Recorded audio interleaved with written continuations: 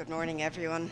Going in today for another really important meeting. Of course, the first time we'll hear directly from President Zelensky of Ukraine, a really courageous man, and I look forward to hearing what he has to say to us. And of course, importantly, the Secretary General will be with us, and we have been echoing from the beginning all of his pleas for an end to this conflict. You know, it's 40 days we're looking at this, and I personally, professionally feel this isn't a moment we can suspend our humanity. What's happened in Bucha, in other towns in the Kyiv region, is absolutely appalling. We want to see these heinous atrocities responded to. The Russian authorities were in control of those areas. We know that the Russian authorities have responsibility.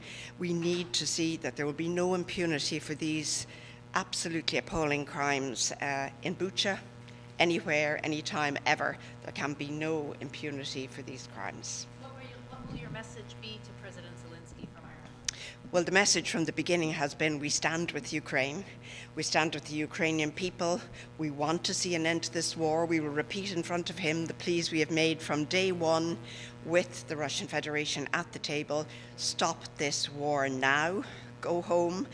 We want to see a return to a peaceful environment. We want to see the humanitarian situation addressed, and we want to see accountability. And we are working, the Irish Foreign Minister spoke publicly in the last few days about the support we're giving to the Ukrainian authorities, as is the European Union, to collect evidence, to ensure that those people we've seen in those horrendous images, I think of my brother, my father, my sister lying on a street with their hands tied behind their back and a bullet in their head. This is completely unacceptable. Heinous crimes. We're sitting at that table, we all sitting at that table, not just share a responsibility from a humanitarian perspective, we're responsible for the maintenance of international peace and security, so let's get on with that job. Thanks. Ambassador, yesterday,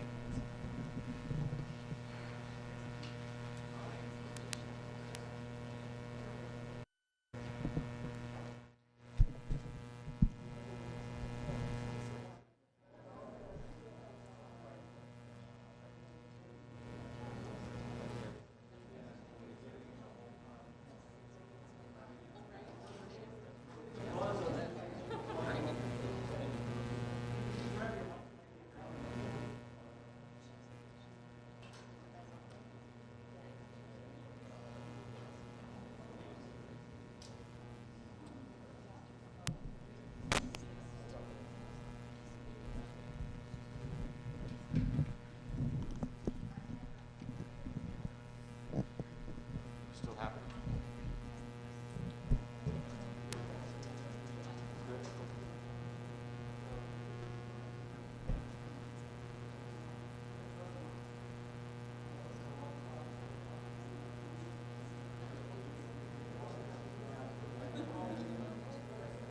Bill.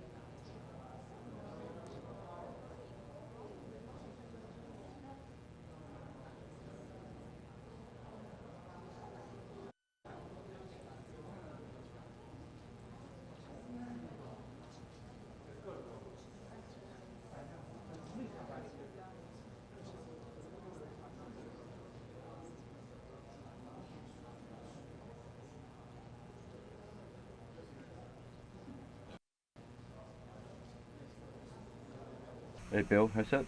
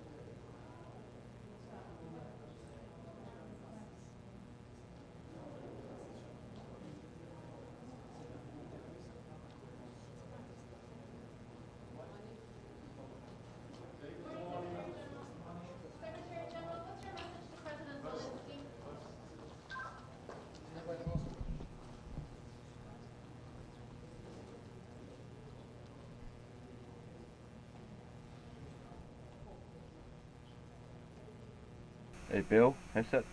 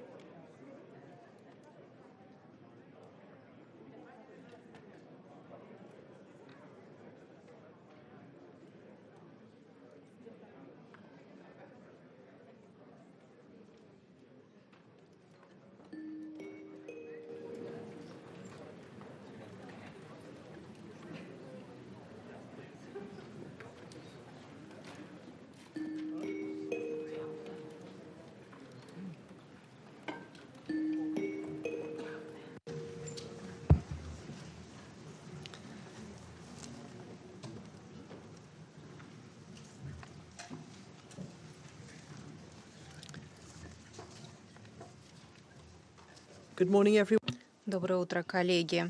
9010 заседание Совета Безопасности объявляется открытым.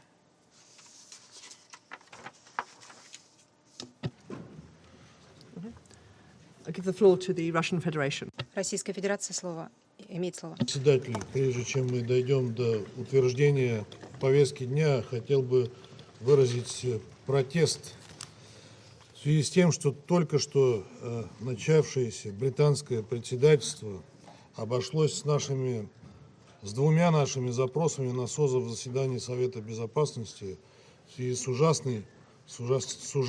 ужасающей провокацией украинских радикалов в городе Буча. С начала регулярного, который мы запросили в воскресенье 3 апреля на 15:00 4 апреля, в понедельник, а потом и экстренного, который мы запросили в 12 часов 4 апреля, после того, как вы нам отказали. Мы сочли возможным пойти на вопиющее нарушение правил процедуры Совета и проигнорировать наш запрос, и во второй раз вынеся авторитарное и ни с кем не согласованное решение о том, что эту тему лучше было бы обсудить сегодня. Это возмутительная ситуация изложена в моем вчерашнем письме на ваше имя, которое мы распространили в качестве официального документа Совета.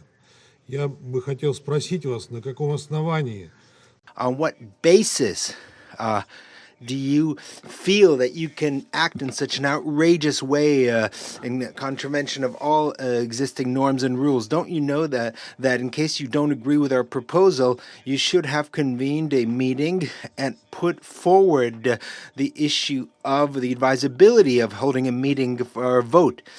Especially since you should have had before you the example of our presidency, where we didn't refuse a single time to convene any of the 6 meetings on Ukraine.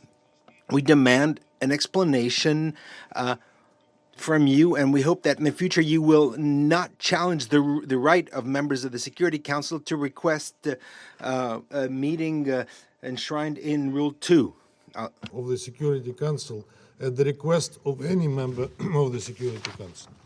Благодарю вас. Thank you. I thank the representative of the Russian Federation. Is there anyone else who wants to comment on this? I will explain the presidency's position in just a moment. Okay.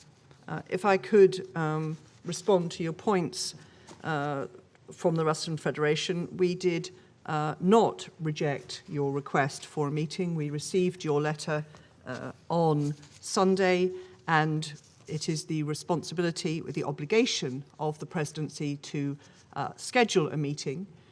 You particularly requested a meeting for a time on Monday. Our proposal as presidency was to schedule the meeting either alongside the meeting today, so well within the 48-hour limit, which is the convention of the Security Council, or to hold the meetings sequentially, one after the other. And I understand that the Russian Federation turned down both proposals, but I wish to be clear that we did not reject the request for a meeting. The deferral proposed was less than 24 hours, and to be clear, we share the view that this is an urgent situation, and we have, as I say, offered the Russian Federation either a separate meeting today or to combine it with this one. And so, as far as the presidency is concerned, we did everything in line with the provisional rules of procedure and with precedent. We have received no other complaints from council members on the subject. I give the floor to the Russian Federation. Thank you. We have evidence, factual evidence, that this was no less than 24 hours before the meeting that we requested. This is confirmed in documents. If anyone is interested, we could provide proof. But I want to express the hope that what you said today means that you will not in the future refuse member states of the Security Council to hold meetings when they request for it. Thank you. I thank the representative of the Russian Federation. The presidency will not refuse to host meetings in the future, and I hope that that now closes that point and we can proceed with the adoption of the agenda. The provisional agenda for this meeting is letter dated the 28th of February 2014 from the permanent representative of Ukraine to the United Nations, addressed to the President of the Security Council, S/2014/136. The agenda is adopted. I should like to start by taking the opportunity to pay tribute on behalf of this Council to Her Excellency Lana Naseba, the permanent representative of the United Arab Emirates, for your service as the President of the Council for the month of March. I'm sure I speak for all of us in expressing our deep appreciation to Ambassador Naseba and her team for the skillful conduct of the Council's business last month. Thank you very much indeed to your team. In accordance with Rule 37 of the Council's Provisional Rules of Procedure, I invite the representative of Ukraine to participate in this meeting. It is so decided.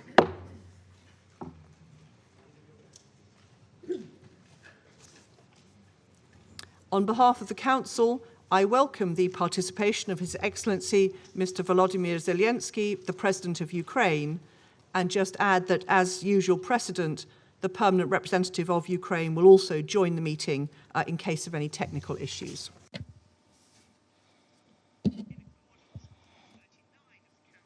Rules of procedure, I invite the following briefers to participate in this meeting. Ms. Rosemary DiCarlo, Under Secretary General for Political and Peacebuilding Affairs, and Mr. Martin Griffiths, Under Secretary General for Humanitarian Affairs, Emergency Relief Coordinator. It is so decided.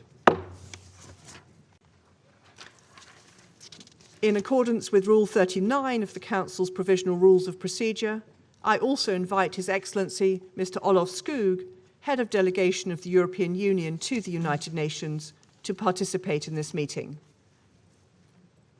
It is so decided.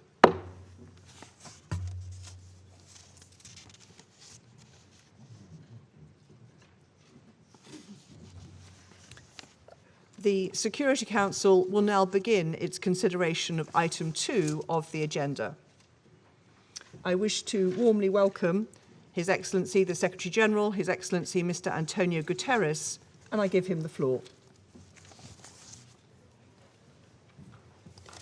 Madam President, Excellencies, the war in Ukraine is one of the greatest challenges ever to the international order and the global peace architecture founded on the United Nations Charter, because of its nature, intensity, and consequences. We are dealing with the full-fledged invasion on several fronts of one member state of the United Nations, Ukraine, by another, the Russian Federation, a permanent member of the Security Council, in violation of the United Nations Charter, and with several aims, including redrawing the internationally recognized borders between the two countries. The war has led to senseless loss of life, massive devastation in urban centers, and the destruction of civilian infrastructure. I will never forget the horrifying images of civilians killed in Bucha, and I immediately called for an independent investigation to guarantee effective accountability. And I'm also deeply shocked by the personal testimony of rapes and sexual violence that now are emerging. The High Commissioner for Human Rights has spoken of possible war crimes, grave breaches of international humanitarian law, and serious violations of international human rights law. And the Russian offensive has also led to the displacement of more than 10 million people in just 1 month, the fastest forced population movement since the Second World War. far beyond Ukraine's borders. The war has led to massive increases in prices of food, energy and fertilizers because Russia and Ukraine are linchpins of these markets. It has disrupted supply chains and increased the cost of transportation, putting even more pressure on the developing world. Many developing countries are already on the verge of debt collapse due to the impact of the COVID-19 pandemic and the lack of adequate liquidity and debt relief, stemming ultimately from the unfair nature of our global economic and financial system. For all these reasons, it is more urgent by the day to silence the guns. That is why I asked the Emergency Relief Coordinator, Martin Griffiths, to travel to Russia and Ukraine to press for an urgent humanitarian ceasefire. And the Secretary-General Griffiths will update you on the humanitarian situation and the results of his contacts so far. And the Secretary-General Di Carlo will also brief you on the political and human rights dimensions. But as Secretary-General of the United Nations, it is my duty to call the attention of the Council to the serious damage being done to the global economy and particularly to vulnerable people and developing countries. Madam President, our analysis indicates that 74 developing countries with a total population of 1.2 billion people are particularly vulnerable to spiking food, energy and fertilizer costs. Debt obligations take up some 16% of developing countries' export earnings, and in small island developing states, the figure is 34% and rising because of increased interest rates and the need to pay for expensive imports. In the past months alone, wheat prices have increased by 22%, maize by 21%, and barley by 31%. Brent oil prices on the 1st of April were more than 60% higher than at the same time last year. A series of events have led to that, not only the present situation. Natural gas and fertilizer prices more than double over the same period. We are already seeing some countries move from vulnerability into crisis and signs of serious social unrest. The flames of conflict are fueled by inequality, deprivation, and underfunding. With all the warning signals flashing red, we have a duty to act. Madam President, the Global Crisis Response Group on Food, Energy and Finance that I set up last month has formulated some initial recommendations for the consideration of Member States, international financial institutions and others. On food, we are urging all countries to keep markets open, resist unjustified and unnecessary export restrictions, and make reserves available to countries at risk of hunger and famine. This is not the time for protectionism. Humanitarian appeals must be fully funded. People caught up in crisis around the world cannot pay the price for this war. On energy, the use of strategic stockpiles and additional reserves could help ease this energy crisis in the short term. But the only medium and long-term solution is to accelerate the deployment of renewable energy, which is not impacted by market fluctuations.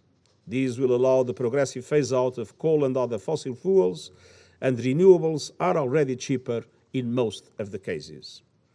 And on finance, international financial institutions must go into emergency mode. We need urgent action by the G20 and international financial institutions to increase liquidity and fiscal space so that governments can provide safety nets for the poorest and most vulnerable. The reform I've been calling for the global financial system is long overdue. All these actions are closely linked with the prevention agenda and with building and sustaining peace. Madam President, the war in Ukraine must stop now. We need serious negotiations for peace based on the principles of the United Nations Charter.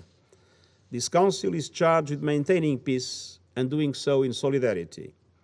I deeply regret the divisions that have prevented the Security Council from acting not only on Ukraine, but on other threats to peace and security around the world. I urge the Council to do everything in its power to end the war and to mitigate its impact, both on the suffering people of Ukraine and on vulnerable people and developing countries around the world, and I thank you. I thank the Secretary-General for his remarks. I now give the floor to Ms. Rosemary DiCarlo. Thank you. Madam President, since I last briefed this Council on 17 March, the security situation in Ukraine has seriously deteriorated. the number of Ukrainian civilians killed has more than doubled. Ukrainian cities continue to be mercilessly pounded, often indiscriminately, by heavy artillery and aerial bombardments. And hundreds of thousands of people, including children, the elderly, and the disabled, remain trapped in encircled areas under nightmarish conditions. The devastation wrought on Mariupol and other Ukrainian cities is one of the shameful hallmarks of this senseless war. The horror deepened this past weekend as shocking images emerged of dead civilians, some with hands bound, lying in the streets of Bucha, the town near Kiev formerly held by Russian forces. Many bodies were also found in a mass grave in the same locality. Reports by non-governmental organizations and media also allege summary executions of civilians, rape and looting in Chernihiv, Kharkiv, and Kiev regions. Madam President, away from the fighting, diplomatic efforts to end this war, including direct talks between Ukrainian and Russian representatives, have continued. We commend the government of Turkey for hosting these discussions, as well as the efforts of many others engaging with Russia and Ukraine to help bring about peace. We welcome the willingness of the sides to continue engaging to reach a mutual understanding. This requires good faith and earnest efforts, and progress in the negotiations should be translated quickly into action on the ground. While there has been a reported reduction of Russian troops in attacks around Kiev and Chernihiv, such moves should not be merely tactical, repositioning forces for renewed attacks on Ukrainian cities and towns elsewhere. The General Assembly has twice called for Russian forces to withdraw entirely from Ukrainian territory and cease all military operations. We also take note of the reported withdrawal of Russian forces from around the Chernobyl nuclear site. The International Atomic Energy Agency reports that this development will hopefully allow it to conduct an assistance and support mission to provide technical advice and to deliver equipment where necessary as soon as possible. All nuclear sites in Ukraine must be fully protected and secured. Military operations in or around these locations must be avoided. Madam President, the numbers tell a tragic, if yet incomplete, story. According to the Office of the High Commissioner for Human Rights, at least 1,480 civilians have been killed and at least 2,195 injured between 24 February and 4 April 2022. OHCHR believes that the actual figures are considerably higher. We are gravely concerned by the persistent use of explosive weapons with the wide impact area in or near populated areas. Such weapons are causing most civilian casualties, as well as massive destruction of civilian infrastructure, including residential buildings, hospitals, schools, water stations, and electricity systems. OHCHR has received credible allegations that Russian forces have used cluster munitions in populated areas at least 24 times. Allegations that Ukrainian forces have used such weapons are also being investigated. As noted by the High Commissioner, indiscriminate attacks are prohibited under international humanitarian law and may amount to war crimes. The massive destruction of civilian objects and the high number of civilian casualties strongly indicate that the fundamental principles of distinction, proportionality, and precaution have not been sufficiently adhered to.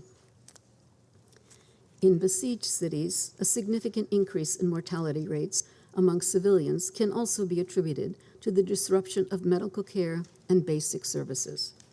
People with disabilities and the elderly are particularly vulnerable. As of 4 April 2022, the World Health Organization has reported a total of 85 attacks on healthcare facilities, resulting in at least 72 fatalities and 43 injuries. Madam President, we are seriously concerned about reports of cases of arbitrary arrests and enforced disappearances of persons who have been vocal against the Russian invasion. As of 30 March, OHCHR has documented the arbitrary detention and possible enforced disappearance of 22 journalists and civil society members in Kyiv, Kherson, Luhansk, and Zaporizhia regions. 24 local officials have also been detained in regions under Russian control, 13 of whom have been subsequently released. We call for the immediate release of all individuals who have been arbitrarily detained, including journalists, local officials, civil society activists, and others.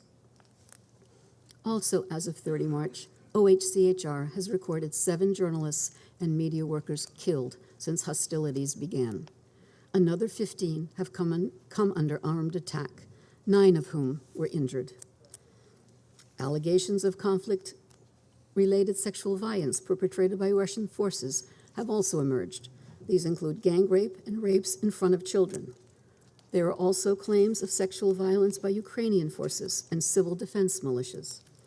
The UN Human Rights Monitoring Mission in Ukraine continues to seek to verify all these allegations. We're also concerned about disturbing videos depicting abuse of prisoners of war on both sides. All prisoners of war must be treated with dignity and full respect for their rights in accordance with international humanitarian law. Madam President, the many credible allegations of serious violations of international humanitarian law and international human rights law from areas recently retaken from Russian forces must not go unanswered. We support efforts to examine these allegations and to gather evidence. Ensuring accountability and justice for acts committed during the war will not be easy, but it is essential. Madam President, we are heartened by the generosity of neighboring countries who have accepted millions of refugees and the solidarity of the Ukrainian people who are hosting their displaced compatriots. With more than 10 million people displaced either within Ukraine or abroad as refugees, roughly 1/4 of the population, the United Nations is gravely concerned about the heightened risk of human trafficking. Indeed, suspected and verified cases of human trafficking are surfacing in the surrounding countries, according to the International Organization for Migration. Madam President, this war is devastating Ukraine now, but it also threatens its future. Early assessment projections by UNDP suggest that if the war continues through 2022, Ukraine faces the prospect of seeing 18 years of socioeconomic progress lost. This would set the country and the region back decades and leave deep long-term social and economic fissures. UN agencies, including UNDP, are working to help preserve Ukraine's hard-won development gains. This involves supporting the government to sustain essential government structures and basic services, including emergency measures to sustain livelihoods, such as cash-based assistance. Madam President, the war in Ukraine has damaged Europe's security architecture. Its economic repercussions are already evident far from the battlefield. The longer the war continues, the greater the risk that it will further weaken the global institutions and mechanisms dedicated to preserve peace and security. The war was started by choice. There is no inevitability to it or to the suffering it is causing. The United Nations is ready to do everything within its means to help bring an end to it. Thank you, Madam President. I thank Mr. Carlo for her briefing. And I now give the floor to Mr. Martin Griffiths. Thank you, Madam President. As you've just heard from the Secretary General and Under Secretary General De Carlo, Ukrainian civilians are paying far too high a price for this war. I want to speak briefly about humanitarian needs and what we're doing to meet them before I then refer to my recent travels. In the last 6 weeks, as we have heard, at least 1,430 people have been killed, among them over 121 children, and we know this is very likely a serious underestimate. Homes and civilian infrastructure, bridges, hospitals, schools have been damaged and destroyed. And in fact, the current figures on displacement tell us that more than 11.3 million people have now been forced to flee their homes, and of that, 4.2 million are now refugees in those generous neighboring countries that Rosemary has just been referring to. So in total, more than a quarter of the population of Ukraine has fled in this extraordinary short time. And unfortunately, we can imagine that these figures will continue to rise until we can find a pause and some peace. Madam President, the ground and air offensives and counteroffensives are making life nearly impossible for many civilians in Ukraine. Families, the elderly, women and children have been trapped by fighting already for too long. For more than 5 weeks, the people of Mariupol have been caught up in the fighting. And it is well documented that really Mariupol is a center of hell. Other cities like Chernihiv, Sumy, and Kharkiv remain cut off from essential goods and services. And perilous conditions are hampering our efforts to access civilians or for them to access us. And we restate here that civilians must be allowed to move to safer areas without the fear of attacks and at their own choice and at their own selection. It's vital that all parties to the conflict respect their obligations under international humanitarian law to protect civilians and to allow impartial humanitarian organizations safe, rapid, unimpeded access to all civilians in need wherever they are in Ukraine. Madam President, as the world watches humanitarian needs soar in Ukraine, the United Nations and our partner organizations are making every effort to dramatically increase our support to affected civilians. The work of the 6,000 volunteers from the Ukraine Red Cross, as we have noted before in this chamber, together with local NGOs in eastern Ukraine, these people, these organizations continue to work tirelessly at the front line of assistance to communities. The World Food Programme has reached more than 1.3 million people with cash and food assistance and plans to push that number up to 2.5 million people in this month. Health partners report that more than 180 tons of medical supplies were delivered in Ukraine, with another 470 tons on the way.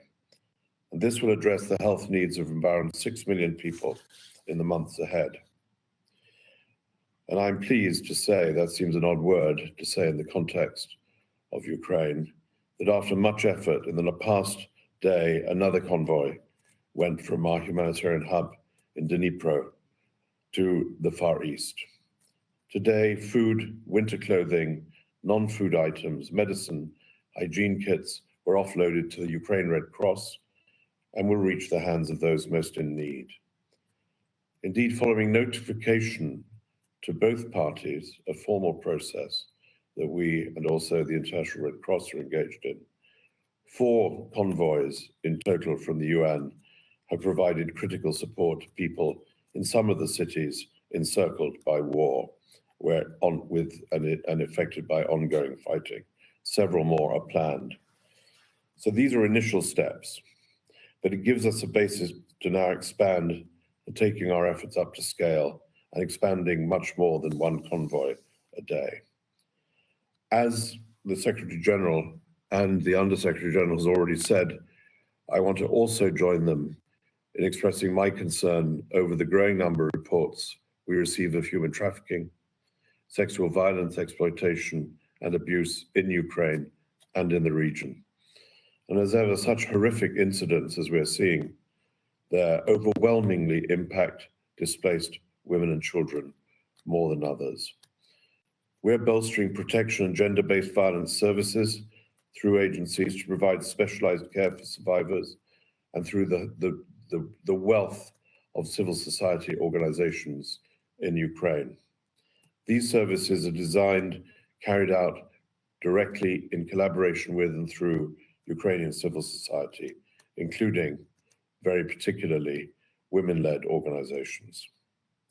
Madam President, today I'm addressing you from Geneva, having just returned from Moscow overnight. As you know, the Secretary General, as he said, charged me to bring both sides together on humanitarian grounds to explore both specific and sustained ways to reduce humanitarian suffering, including in particular, inter alia, but in particular, the pursuit of a humanitarian ceasefire. Yesterday in Moscow, I had long and frank exchanges with the Minister of Foreign Affairs, Sergei Lavrov, and his deputy, Sergei Vershinin, and then separately with Alexander Fomin, the Deputy Minister of Defense. In my meetings with these senior officials, I discussed also, in addition to these possibilities of humanitarian ceasefires, I discussed the issue of humanitarian convoys of safe passage, including the 4 which I've already referred to.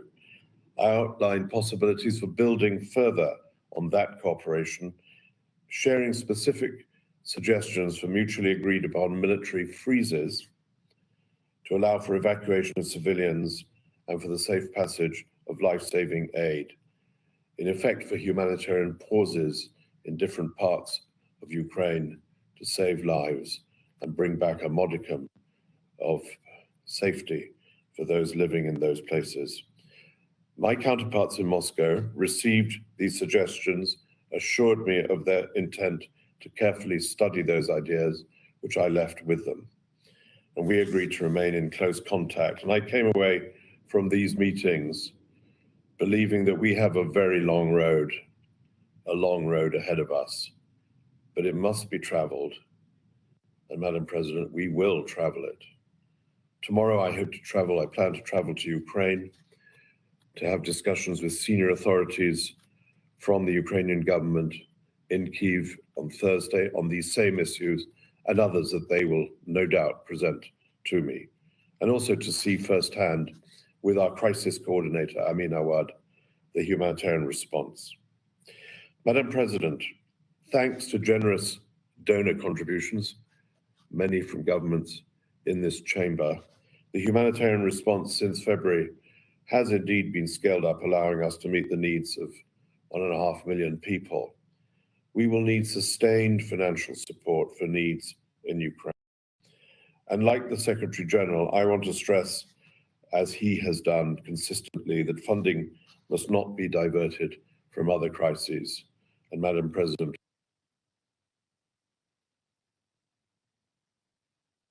for Afghanistan, that is one example. And as you heard from David Beasley last week, conflict, climate shocks, COVID, compounded by the soaring food and fuel costs indicated by the Secretary General, could push another 47 million people globally into severe food insecurity.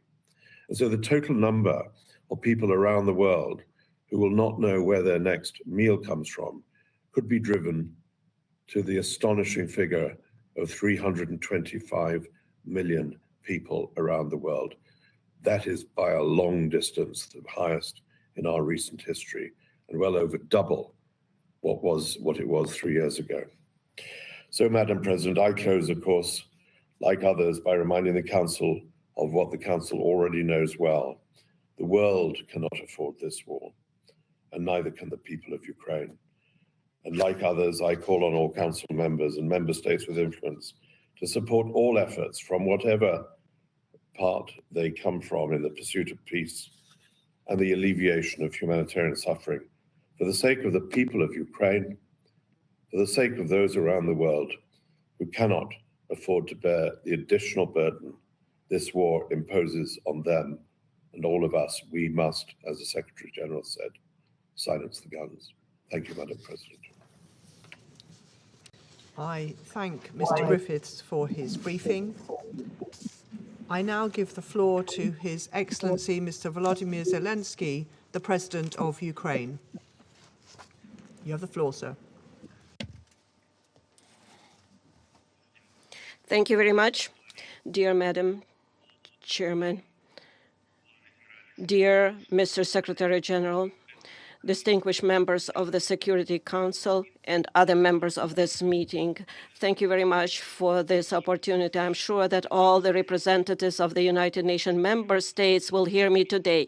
Yesterday, I returned from our city of Bucha, recently liberated from Russian troops, not far from Kiev. So there is not a single crime that they would not commit there. The Russian military searched for and purposefully killed anyone who served our country. They shot and killed women outside their houses when they just tried to call someone who is alive. They killed entire families, adults and children, and they tried to burn the bodies. I am addressing you on behalf of the people who honor the memory of the deceased every single day, in the memory of the civilians who died, who were shot and killed in the back of their head after being tortured. Some of them were shot on the streets, others were thrown into the wells, so they died there in suffering. They were killed in their apartments, houses, blowing up grenades. The civilians were crushed by tanks while sitting in their cars in the middle of the road, just for their pleasure. They cut off limbs, cut their throats, slashed their throats. Women were raped and killed in front of their children. Their tongues were pulled out only because the aggressor did not hear what they wanted to hear from them. So this is no different from other terrorists such as Daesh, who occupied some territories. And here it is done by a member of the United Nations Security Council, destroying internal unity, borders, countries, and taking the right of more than a dozen of countries who are self-determined and independent. They pursue a consistent policy of destroying ethnic and religious diversity. They inflame wars and deliberately lead them in such a way that to kill as many regular civilians and cities, to leave the country where they deploy their troops in ruins and filled with mass graves. You all see that. And they support hatred at the level of the state and seek to export it to other countries through their system of propaganda and political corruption. They provoke a global food crisis that could lead to famine in Africa, Asia, and other countries, and will surely end in large-scale political chaos in many countries, destroying their domestic security. So where is the security that the Security Council needs to guarantee? It's not there, although there is a Security Council. So where is the peace? Where are those guarantees that the United Nations needs to guarantee? It is obvious that the key institution of the world, which must ensure the coercion of any aggressor to peace, simply cannot work effectively. Now the world can see that what Russian military did in Bucha while keeping the city under their occupation, but the world has yet to see what they have done in other occupied cities and regions of our country. Geography might be different or various, but cruelty is the same, crimes are the same, and accountability must be inevitable.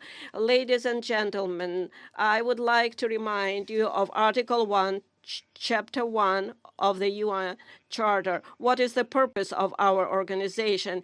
Its purpose is to maintain peace and make sure that peace is adhered to. And now the UN Charter is violated literally, starting with the Article 1.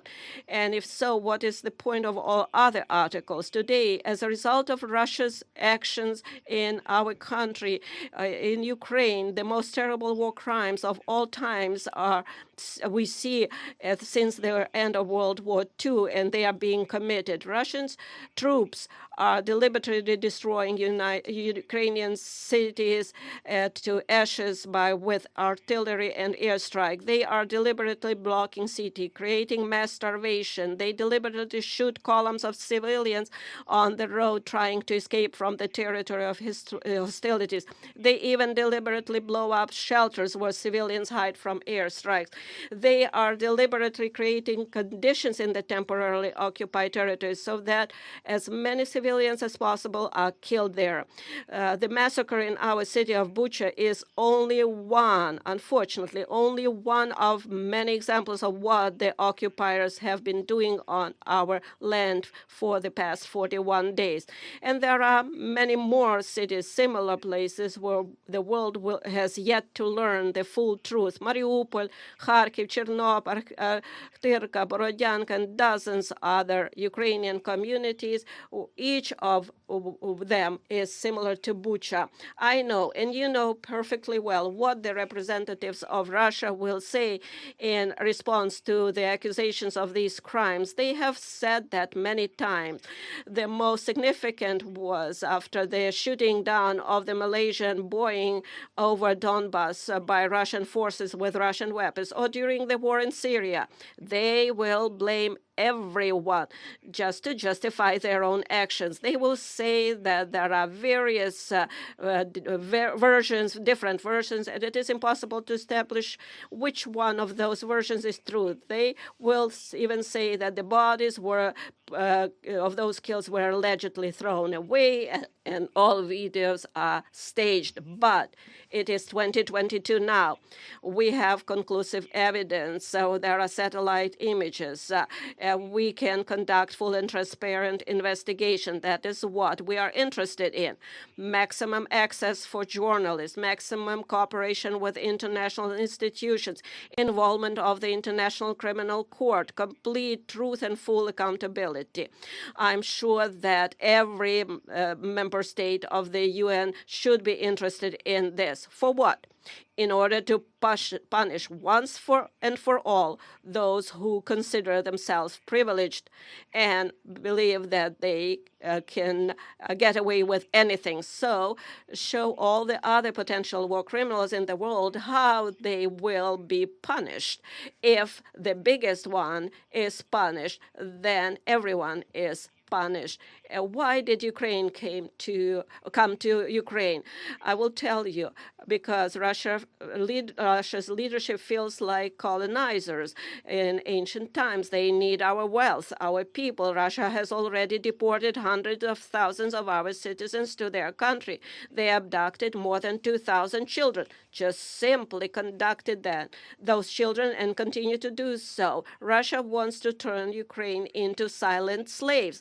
The Russian military are looting openly the cities and villages that they have captured. This is wide-scale looting. They are stealing everything, starting with food, ending with earrings, gold earrings that are pulled out and covered with blood. We are dealing with a state that is turning the veto into the UN Security Council into the right to die. This undermines the whole architecture of global security. It allows them to go unpunished. So they are destroying everything that they can. So if this continues, the countries will rely only on the power of their own arms to ensure their security, and not on international law, not rely on international institutions. The United Nations can be simply closed. Ladies and gentlemen, are you ready to close the UN? Do you think that the time of international law is gone? If your answer is no, then you need to act immediately.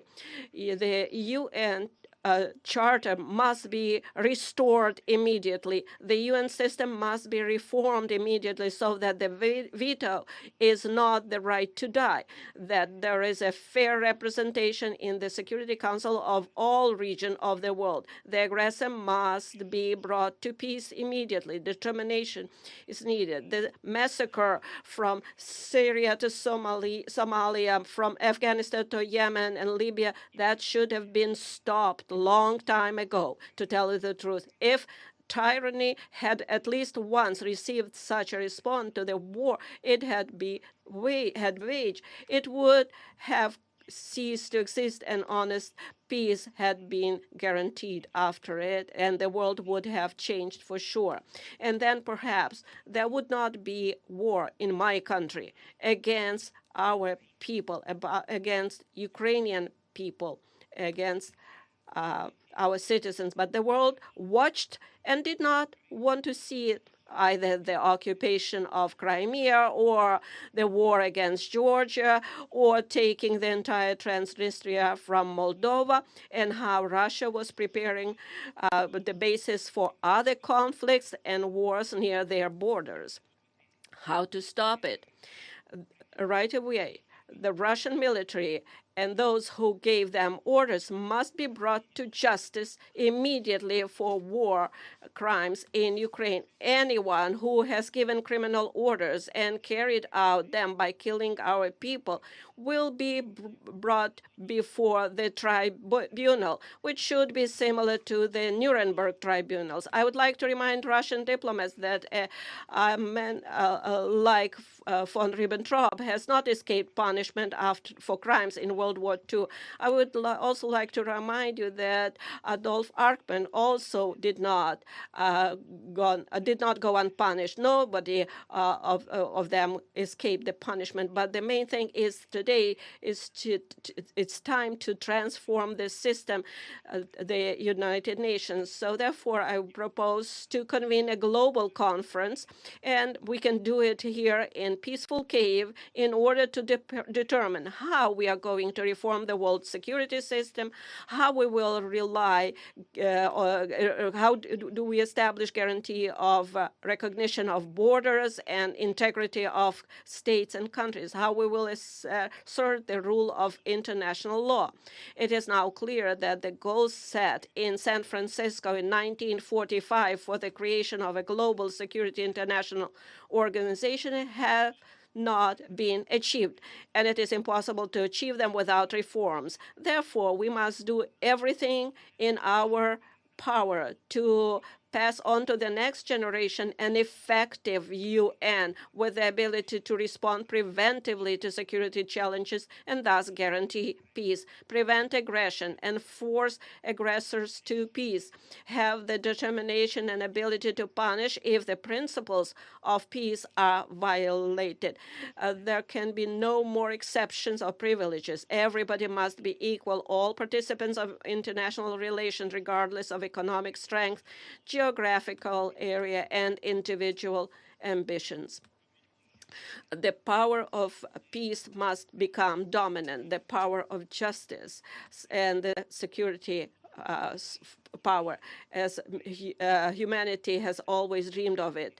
Ukraine is ready to provide a platform for one of the main offices of the newly updated security system, as similar to the Geneva office that deals with human rights, and Nairobi office that deals with environmental protection. And in Kyiv, we can have U24 office that can specialize in preventive measures to maintain peace. I would like to remind you of our peaceful mission in Afghanistan, when we Ukrainians evacuated from that country more than 1,000 people from at our own expense. It was a very difficult phase, and Ukraine came to their help. We took in people of different nationalities, ethnic groups, different faiths, Afghan citizens of European countries, U.S., Canada. We did not look who needed help. Was it one of our own or somebody else? We helped all of them. We saved everyone. If every time there was a need, everyone in the world would be confident that help would come, the world would be definitely safer. Therefore, Ukraine has the moral right to propose a reform of the world security system. We have proven that we helped others not only happy time, but in dark times too. And now we need decisions from the Security Council for peace in Ukraine. If you do not know how to make this decision, you can do two things. Either remove Russia as an aggressor and a source of war, So it cannot block decisions about its own aggression, its own war, and then do everything that we can do to establish peace. Or the other option is, please show how we can reform or change, dissolve yourself, and work for peace. Or if there is no alternative and no option, then the next option would be dissolve yourself altogether. And I know that you can admit that if there is nothing that you can do besides conversation, we need peace. Ukraine needs peace, Europe needs peace, and the world needs peace. And finally, I would kindly ask you very much to watch this short video. Please give us 1 more minute of your time, the video that we want to show that one country can violate rights. And that's the result of being unpunished. If possible, please watch this video, because it is impossible to get everyone to come to our country and see it with your own eyes. Therefore, I would ask you to watch this video. Thank you very much.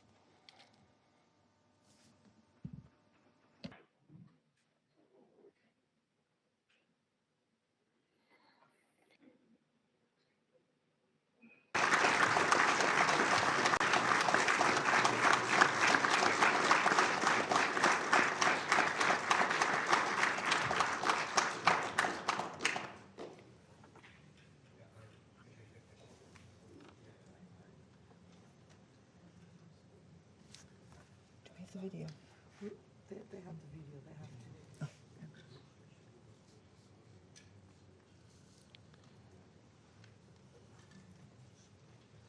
I'm not sure.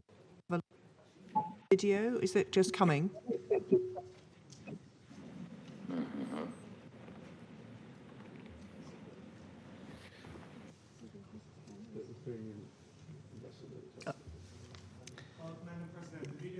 Been uploaded to the technicians of the Security Council. So they have it in their possession. We will. We don't have the video. I propose that while we sort that out, I thank His Excellency Mr. Zelensky for his compelling and powerful remarks. We will come back to the video when we've sorted out the technical issues around it. And may I say, speaking in my national capacity, may I express appreciation to the President for his leadership in wartime and for the extraordinary fortitude and bravery of the Ukrainian people under this unprovoked and illegal invasion. I resume my function as the President of the Council, and while we sort out the technical video, I propose to give the floor to those Council members who wish to make statements. And I now give the floor to the representative of the United States. Thank you, Madam President. Let me also start by thanking UAE and Ambassador Nisbeh for her successful presidency during the month of March. Madam President, as you begin your Security Council presidency, I want to thank the United Kingdom for your leadership and for organizing this vital discussion on Ukraine today. I also want to thank the Secretary General for his remarks and the other briefers. And I'd like to extend a warm welcome to President Zelensky. I was so moved by the address he made recently to our Congress, and we are truly honored by his presence here under the circumstances that he and Ukraine face today. Madam President, last night I returned from a trip to Moldova and Romania. I saw with my own eyes the refugee crisis caused by Russia's unconscionable war. I spoke to refugees who indicated to me their desires to return to their home. And we've all seen the images on TV of the bombed out buildings. But what we have not seen is that behind those destroyed buildings are destroyed lives and destroyed families. I met with women and children who had fled Ukraine, who stuffed their lives into backpacks and left the only home they had ever known. And these were sobering conversations. One young woman I spoke to came with her 6-year-old brother who had autism and is struggling with cancer. Their single mother helped them escape to save their lives. But Russia's war has interrupted the care her brother desperately needs. Another woman I spoke to fled with her 8-year-old from Odessa. The father, who they'd left behind, told them there was shelling right next to their apartment that very night. And they very well could have died had they not left. A third woman I met told me that she used to love to travel, but never expected her next trip would be to flee for her life. When I asked her where she was from, she started to say, and then she stopped with tears in her eyes and said, "I'm sorry. I don't know how to say it, whether I live in Kyiv or whether I used to live in Kyiv." She was realizing in the moment just how dramatically her life had changed because of this senseless war. These are 3 stories of more than 10 million people, 6 million internally displaced, 4 million who have left Ukraine altogether, 4 million people who have relied on the big-heartedness of countries like Moldova, Romania, Poland, Slovakia, Hungary, and others across the region and the world to welcome and support all those leaving Ukraine in search of safety. Ukraine's neighbors are bearing the brunt of Europe's most significant refugee crisis since World War II. And I want these countries to know that they have a committed partner in the United States. And that is why the United States announced recently that we are prepared to provide more than $1 billion in new funding toward humanitarian assistance for those affected by Russia's war in Ukraine and its severe impact around the world. And it is why we are welcoming up to 100,000 Ukrainians and others fleeing Russia's aggression to the United States. We will continue to assist humanitarian efforts to help the people of Ukraine and all those fleeing Putin's violence. But as heart-wrenching as the stories are that I heard in Moldova and Romania, there are some stories we will never get to hear. Those of the people we saw in the images out of Bucha. We've all seen the gruesome photos. Lifeless bodies lying in the streets, apparently summarily executed, their hands tied behind their backs. As we work to independently confirm the events depicted in these images, I would remind this council that based on the currently available information, the United States has assessed that members of Russia's forces have committed war crimes in Ukraine. And even before seeing the images from Bucha, President Zelensky, along with others in the region, were reporting that children were being abducted, and we heard him say that today. Also abducted are mayors and doctors, religious leaders, journalists, and all who dare defy Russia's aggression. Some of them, according to credible reports, including by the Mariupol City Council, have been taken to so-called filtration camps, where Russian forces are reportedly making tens of thousands of Ukrainian citizens relocate to Russia. Reports indicate that Russian federal security agents are confiscating passports and IDs, taking away cell phones, and separating families from one another. I do not need to spell out what these so-called filtration camps are reminiscent of. It's chilling, and we cannot look away. Every day, we see more and more how little Russia respects human rights. And that is why I announced yesterday that the United States, in coordination with Ukraine and many other UN member states, will seek Russia's suspension from the UN Human Rights Council. Given the growing mountain of evidence, Russia should not have a position of authority in a body whose very purpose is to promote respect for human rights. Not only is this the height of hypocrisy, it is dangerous. Russia is using its membership on the Human Rights Council as a platform for propaganda to suggest Russia has a legitimate concern for human rights. In fact, we will hear some of that propaganda here today, I know. And I will not dignify these lies with a response, only to say that every lie we hear from the Russian representative is more evidence that they do not belong on the Human Rights Council.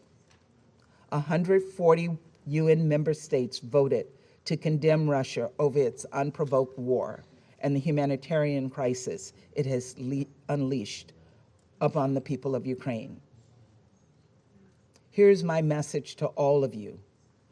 Now is the time to match those words with action and show the world that we can work responsibly. And I share President Zelensky's view that this moment requires responsible world powers and global leaders to show some backbone and stand up to Russia's dangerous and unprovoked threat against Ukraine and the world. The Secretary General said that confronting this threat is the Security Council's charge. It is, and it is also the responsibility of UN leaders and leaders around the world, every single member state with a voice in the GA. No one can be a shield for Russia's aggression. Suspending Russia from the Human Rights Council is something we collectively have the power to do in the General Assembly. Our votes can make a real difference. Russia's participation on the Human Rights Council hurts the Council's credibility. It undermines the entire UN, and it is just plain wrong. Let us come together to do what is right and do right by the Ukrainian people. Let us take this step to help them to start to rebuild their lives. And let us match the courage of President Zelensky, who we are so honored to have with us today. President Zelensky, I want you to know that we stand with the people of Ukraine as you face down this brutal attack on your sovereignty, on your democracy, and on your freedom. Thank you. I thank the representative of the United States for her statement, and I give the floor to the representative of Albania. Thank you, Madam President. Let me thank Ambassador Nusibe for having steered our work during the month of March and wish the UK and you, Madam President, success in our common work during this month. Albania welcomes President Zelensky's presence to this meeting. His remarks are painful, and his account on what Ukraine is experiencing under Russian occupation is revolting. We stand by you, Mr. President, by your compatriots, all Ukrainians, for their heroic resistance, for their resilience that the entire world is admiring. You are not alone. You have the world on your side, because it's the side of the right, of the just, and as we hope, of victory. Slava Ukraini. Madam President, let me thank SG Guterres for his, again, very clear and powerful remarks. I also thank USG DiCarlo and Griffiths for their updates. This is the 14th meeting of the Security Council on Ukraine since the 31st of January, while the war of aggression has entered the second month. Let's establish a few basic yet meaningful facts. Russia has stalled and its imperial dreams are nowhere. Taking Ukraine finally proved impossible. Kiev was too hard to swallow. Russian army is in disarray, but it has not stopped shelling and bombardments. But all this is not new, and all this is not news. The real news that has horrified the world is what Russia is leaving behind. The unspeakable horrors, those soul-crushing images in areas from which Russia is withdrawing. Images of civilians executed with a bullet in the neck, sometimes with their hands tied behind their backs or shot dead in their bicycles. Images of mass graves overflowing with corpses. Images of carnage and devastation, including looted homes, rape, and sexual violence, acts usually attributed only to thugs.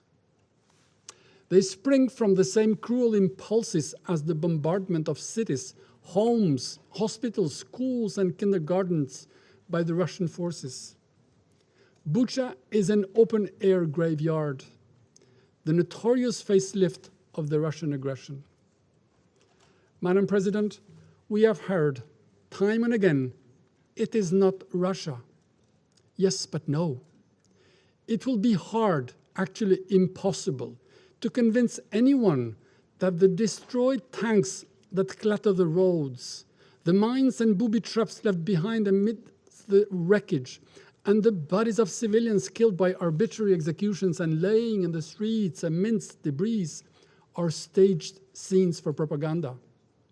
Who would believe that Russia aggressed Ukraine simply to protect civilians, while Ukraine is busy staging horror movies? You may muzzle media back home, but you cannot fool satellite images. You cannot blind independent reporters and human rights NGOs on the ground. Waiting for Russia to accept and tell the truth is waiting for Godot to arrive, and he never does. These are facts, hard and sickening proof of the atrocities committed, the ugly face of this madness. Such crimes, as documented by Human Rights Watch and verified by independent and respected professional reporters, those who are banned for the Russians call for answers, call for thorough investigation, for effective accountability, for justice. Prime Minister Rama called these crimes a terrible pain and a horrible shame. Russia has an international obligation to abide by international humanitarian law, the laws of war, including the Geneva Conventions of 1949 and its first additional protocol. Russia has an obligation to abide by the order of ICJ to immediately halt its military activity in Ukraine. But unfortunately, Russia has made another choice, not to respect any of it, and has cancelled itself from international law. But the law will pursue it. Russian army and its commanders cannot escape accountability. The name of the butcher of Mariupol, a criminal that has reduced an entire city to ashes and has made its citizens go from 3 meals a day to barely 3 meals a week, is engraved in the ruins of the city. This is why we will support the call to suspend Russia's participation in the Human Rights Council. The UNGA resolution that created the Council stipulates that, and I quote, members of the Council will respect the highest standards in the promotion and protection of human rights. As we see, Russia's standards are nose-eating, and its presence there is a farce, a desecration of the place that is called to be the sanctuary of rights. Dear colleagues, Russia has announced that it will now shift its focus on eastern Ukraine. This means that it will concentrate its brutality there in what may end up becoming a war of attrition. Russia has blocked the renewal of the OSCE International Observer Mission in Ukraine. This denies the international community the independent eyes it needs there. This anticipates, sadly, more war, further atrocities, other crimes, even more humanitarian disasters. This war continues to particularly affect women and children. Millions have been displaced, many of them alone, in search of safety and security. It is heartbreaking to see mothers write names and addresses in the back of their children so that they are recognized in case they end up being orphans. We welcome the efforts of OCHA and its partners to deliver assistance in support of the people in Ukraine and the millions of refugees in neighboring countries. Madam President, let me end with this note. Rarely has the outcome of a war been so disastrously the complete opposite of what it wanted to achieve. Russia's army has been defeated by the outgunned and outnumbered Ukrainian resistance. Russia is isolated like never in its history. It has become the world's most sanctioned country in history. No country has ever seen itself transform in a matter of only 10 days from a global player into a financial and international pariah, to the point that it is obliged to find comfort in the support from North Korea and Syria. Dear colleagues, this aggression and its startling defeat have once and for all separated the fates of Ukrainians and Russians, because the case of Ukraine is also the cause of democracy against tyranny and kleptocracy.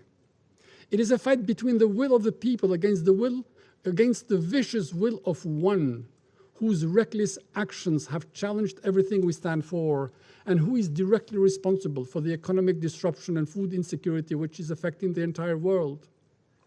He may choose to stop, withdraw troops, and quit Ukraine, or continue to descend in the very abyss he has created and face the consequences. I thank you. I thank the representative of Albania for his statement. I understand that we now have solved the technical problems, so I suggest we return to the video. Thank you.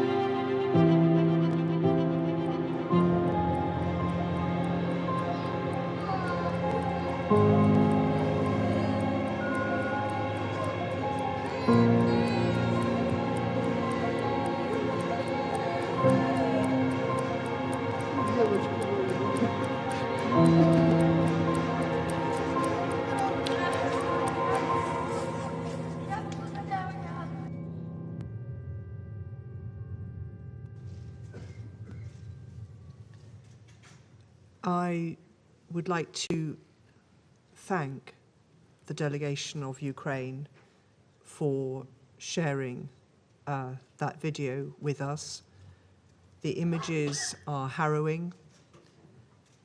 Speaking in my national capacity, we are appalled by what we have seen and reiterate our solidarity with Ukraine.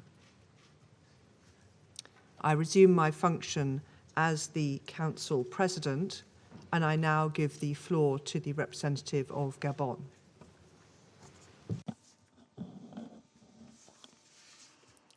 I would like to, at the outset, express my appreciation to the Ambassador of the United Arab Emirates for her remarkable presidency. I thank the Secretary General,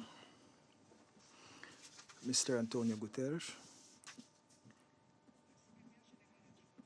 Under Secretary General Madam Rosemary DiCarlo, as well as Mr. Martin Griffiths for their respective briefings. I welcome the participation in this meeting of President Zelensky. Madam President, we continue to witness, powerless, the war in Ukraine, while the grim toll of the dead and displaced mounts and fighting continues even as lives and civilian infrastructure are destroyed day in, day out. One day of war is without a doubt, one day too many. And as the conflict enters its sixth week, the number of displaced persons is now surpassing the 10 million mark, almost 4 million of which have sought refuge in neighboring countries. This is a frightening humanitarian catastrophe, the repercussions of which are sure to worsen as a result of the risks of food insecurity due to the unpredictability of harvests, which will in turn have trans-regional knock-on effects. I'd like to welcome the Secretary General's establishment of a working group task force on food security, energy, and finance to reduce the impact of the war. Madam President, allegations concerning violence, especially sexual violence against women, are cause for grave, very grave concern. My country is very concerned as well at attacks against infrastructure and humanitarian personnel. Humanitarian workers working in theaters of conflict should never be the target of armed attacks. They are very often the link between victims of war and what remains of humanity when the rug has been pulled from under their feet. Humanitarian workers should be able to funnel humanitarian assistance to wherever it is needed without obstacles and in conditions of security guaranteed by all parties. It should be possible to form secure evacuation convoys to allow for the smooth evacuations of persons wishing to leave combat zones. This is a vital form of assistance to the almost 18 million people in need of humanitarian assistance in Ukraine. The situation in Mariupol, to mention just this town, is becoming plainly untenable. The exponential deterioration in living conditions, indeed survival conditions in certain places, is very concerning, especially when civilian infrastructure and the provision of essential public services is affected.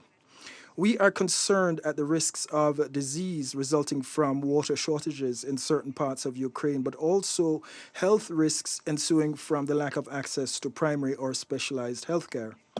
Women, children, the elderly, and anyone not taking part in hostilities should be able to be rescued in every sense of the word without fearing for their lives. Madam President, war is a horror, a break with that which binds us together as humans.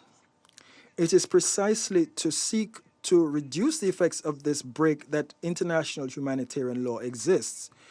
To not give free rein to the expression of might is right. In fact, it is an attempt to address through law a break in the human contract. All parties should abide by international humanitarian law. Concerning the persistent reports of massacres, summary executions, atrocities, and other mass crimes against civilians in Bucha, there is an urgent need for a UN-led, free and independent inquiry into, as soon as possible, to shed light on the victims and the circumstances surrounding these atrocities. In the interim, it is vital that this council not lose sight of its role, which is to work towards restoring peace and security by offering an alternative to war. The return to peace in Ukraine will not be achieved through mudslinging. Madam President, this war has lasted long enough and its effects are already being felt beyond Ukraine's borders.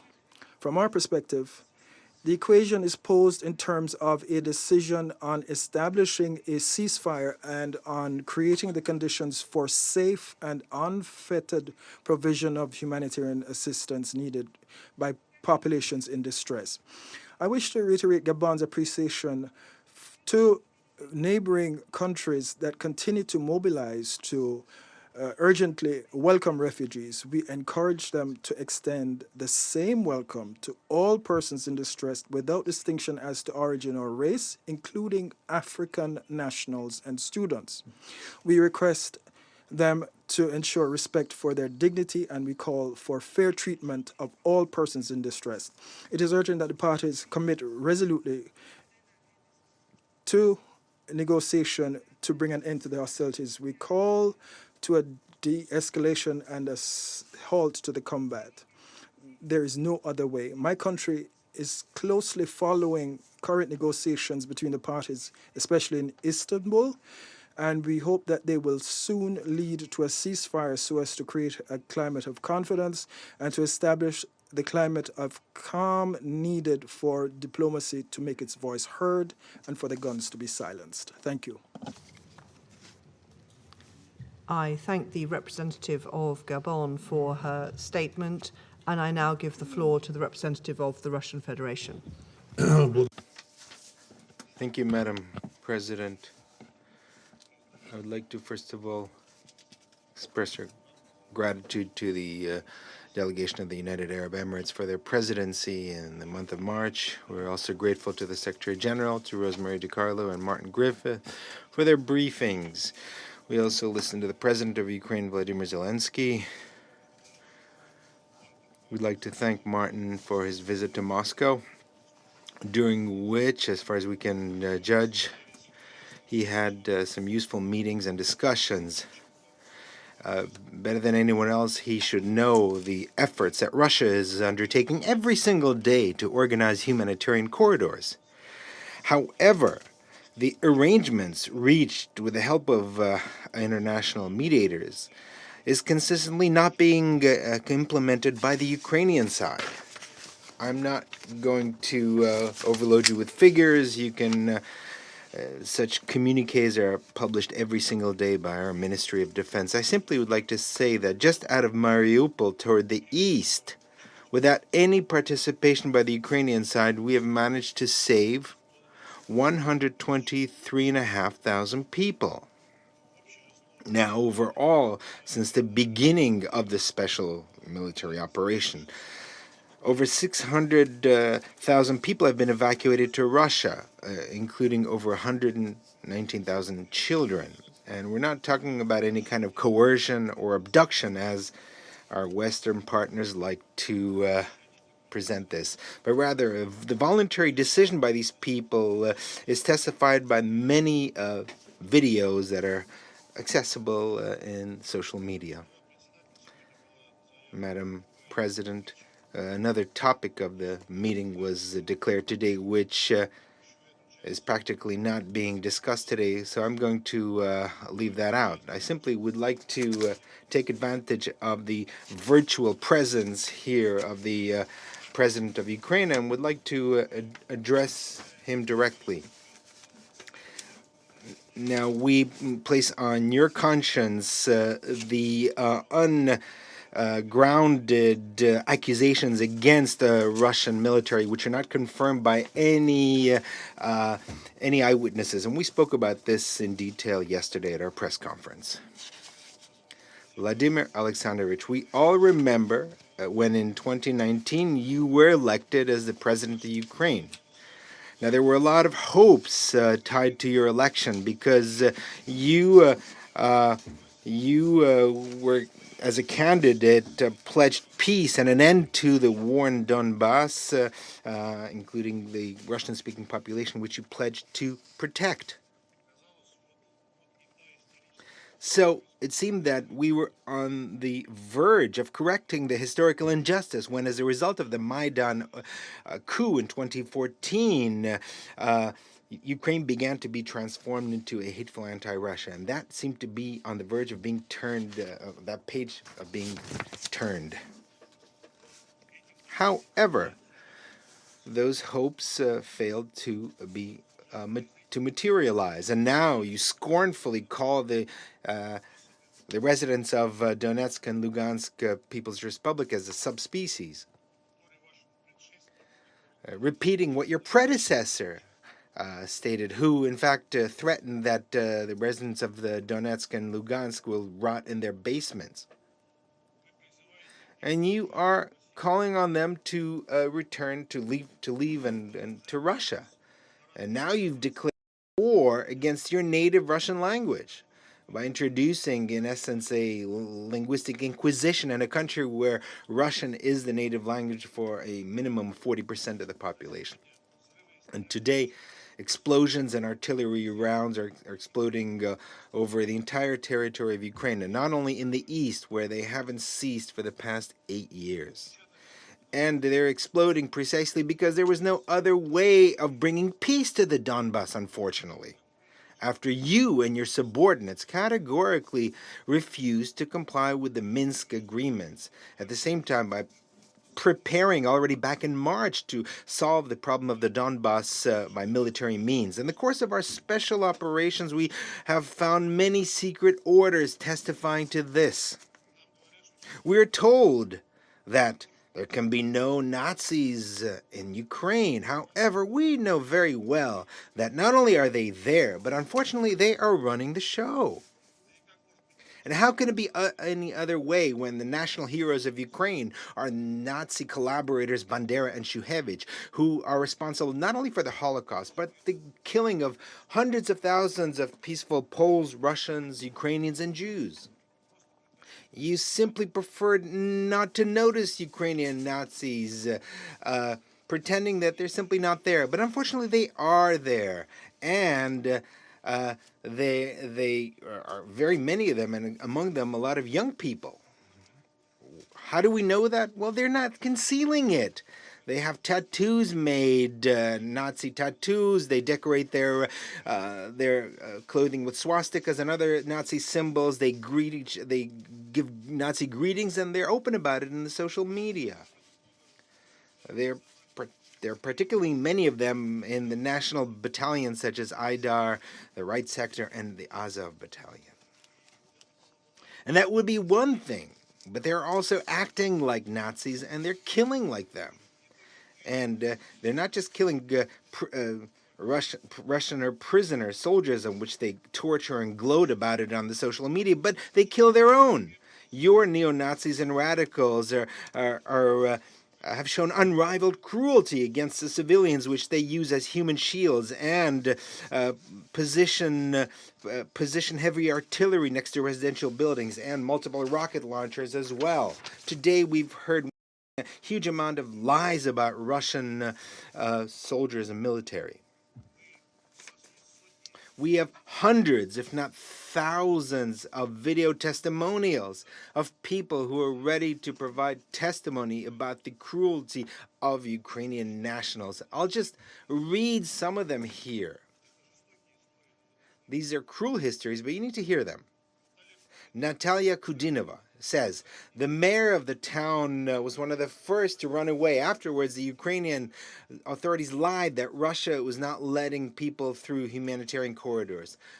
The National Battalion Azov, under threat of death, kept women and children in basements, and it robbed civilians at checkpoints. A grandmother said that the Azov Battalion did not allow her to leave basements. Anyone trying to leave was shot at the Azov checkpoint. Women and girls were stripped naked and had their jewelry and money taken away, including their Valentina Nikolaevna Borisenko says how Ukrainian soldiers kicked out women with 2 children from a private home and then used it to lob mortar rounds. And that woman had 2 children. They were kicked out by soldiers with blue armbands. Those are Ukrainian insignias, insignias of the Ukrainian army. Marina Vasilyevna testified that she was tortured in a basement by Ukrainian security services. They tied me to a sewer pipe when I found out I was Russian. They beat me, used electric current, raped me, and they threatened to rape my young daughter. Shapovalova Olga Georgievna, we left Mariupol from Mangusha on the 25th of March. firing positions of the Ukrainian army were positioned between residential homes and in the courtyard of a school. They used civilians as cover. In the neighborhood around the drama theater, a Ukrainian tank drove around, firing indiscriminately, including targeting residential buildings. On the territory of the 69th, 68th, and the 5th school, tanks were stationed. I saw this with my own eyes. Madam Suportkina Olga Sergeyevna, this is her testimony. In school number 15 of Mariupol, starting from 25th of February, the Ukrainian armed forces took up positions and left on the 7th of March. They directed fire from there. Our building was badly damaged from the shelling. On the 8th and 9th of March, there was intense shelling, intentionally targeting residential homes. Ukrainian soldiers were asked why they're doing it. They replied that until they destroy the entire Russian spirit in whole, they will remain there.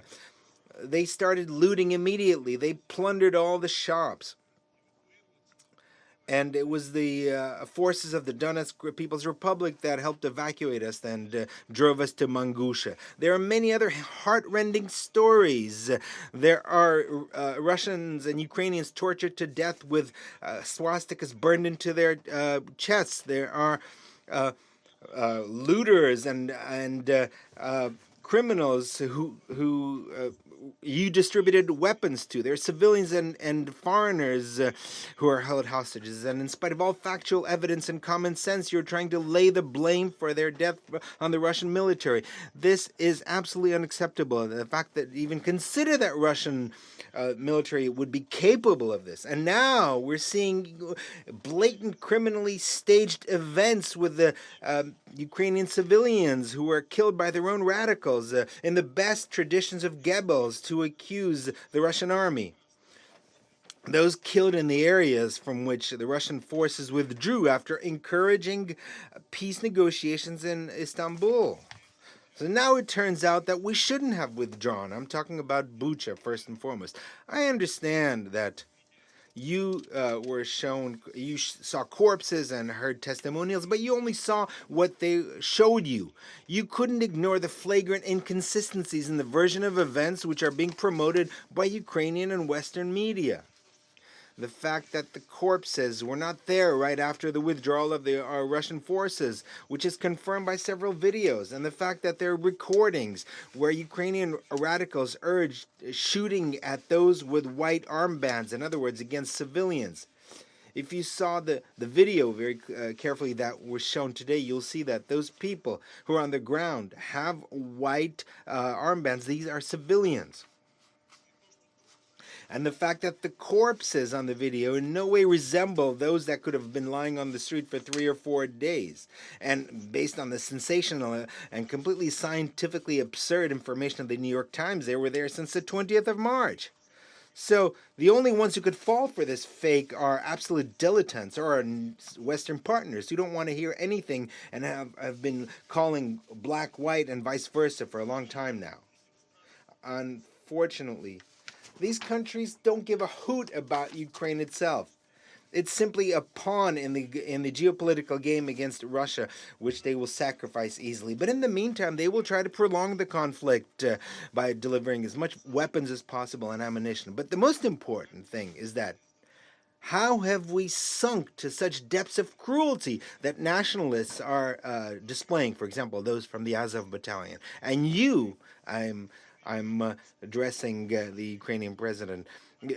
In your interview with the Americans media, you coyly, bashfully state that they are what they are. I really hope that you will reflect on this and hope that you will find a solution to the situation, because it depends only on you. Because we came to you, to Ukraine, not to conquer lands. We came to bring the long-awaited peace to the blood-soaked land of Donbass. Not a truce, but a true lasting peace. And for this, we need to root out the cruelty which I mentioned. We need to cut out the malignant Nazi tumor that is consuming Ukraine and would in time begin to consume Russia. And we will achieve that goal. I hope sooner rather than later, because there is no other outcome. We are not shooting against civilian targets in order to save as many civilians as possible. This is precisely why we're not advancing as fast as many expected. We're not acting like Americans and their allies in Iraq and Syria. We're razing entire cities to the ground. They had no pity for them, but we felt great pity because these are people who are close to us.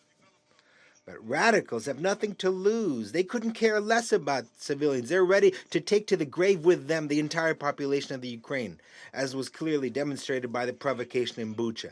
Don't allow the West to achieve its goals, Vladimir Alexandrovich. Make the right decisions that are needed for your country, because the West is ready to fight in the Ukraine until the last Ukrainian. Make that decision now, because the real situation on the front. Later, it might be too late soon. Thank you very much for your attention. I thank the representative of the Russian Federation for his statement, and I now give the floor to the representative of Ireland. Thank you very much, Madam President. And I'd also like to thank the Secretary-General and our other briefers this morning. I want to express a very warm welcome to President Zelensky being with us this morning. President Zelensky, your courage, your leadership, and the courage of the Ukrainian people are an example to all of us. Secretary-General, on the 24th of February, as Russia launched a large-scale invasion of its neighbour Ukraine, you told the world that Russia's action was wrong, that it was against the Charter, that it was unacceptable. We agreed with you. However, you also told us that this invasion was reversible and called on President Putin to end this war to save innocent lives. We echoed those calls. Sadly, 40 days later, our call has been left unanswered. Instead, over the last 40 days, we have witnessed unprecedented levels of destruction and human suffering. We are watching cities pounded by Russian artillery. We are seeing millions forced to flee their homes, seeking refuge from Russian aggression. Just minutes ago, here in this chamber, we have seen the utterly shocking images of civilians lying dead in the streets of Bucha and elsewhere in Ukraine. Some, we know, are piled into improvised mass graves. Simply harrowing. So many innocent lives lost on our watch as our pleas for peace go unheeded. The attempts here today to deny Russian culpability are frankly appalling in their cynicism, and I see them as an insult to the memory of those slaughtered civilians. Madam President, we roundly condemn the atrocities reportedly committed by the Russian armed forces in a number of occupied Ukrainian towns. The images from Bucha and other towns in the Kyiv region liberated by Ukrainian forces are horrifying. We here cannot suspend our humanity. Our thoughts, first and foremost, must be with the families of those killed. Their pain at the loss of their loved ones in such an unspeakable manner is almost unimaginable. Let's be clear. The Russian authorities are responsible for these atrocities committed while they had effective control of the area.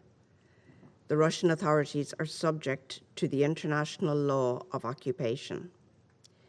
There can never be impunity from such crimes. Never, ever. Not in Bucha, not in any other town or village, ever. Where crimes have been committed, they must be fully investigated and evidence preserved so that these crimes can be prosecuted by domestic and international courts, including the International Criminal Court. Ireland will continue to support efforts to ensure robust and independent investigation of all violations of international law. We must have accountability and justice for the victims and for the survivors of this war. We at this table share that responsibility in face of such atrocity.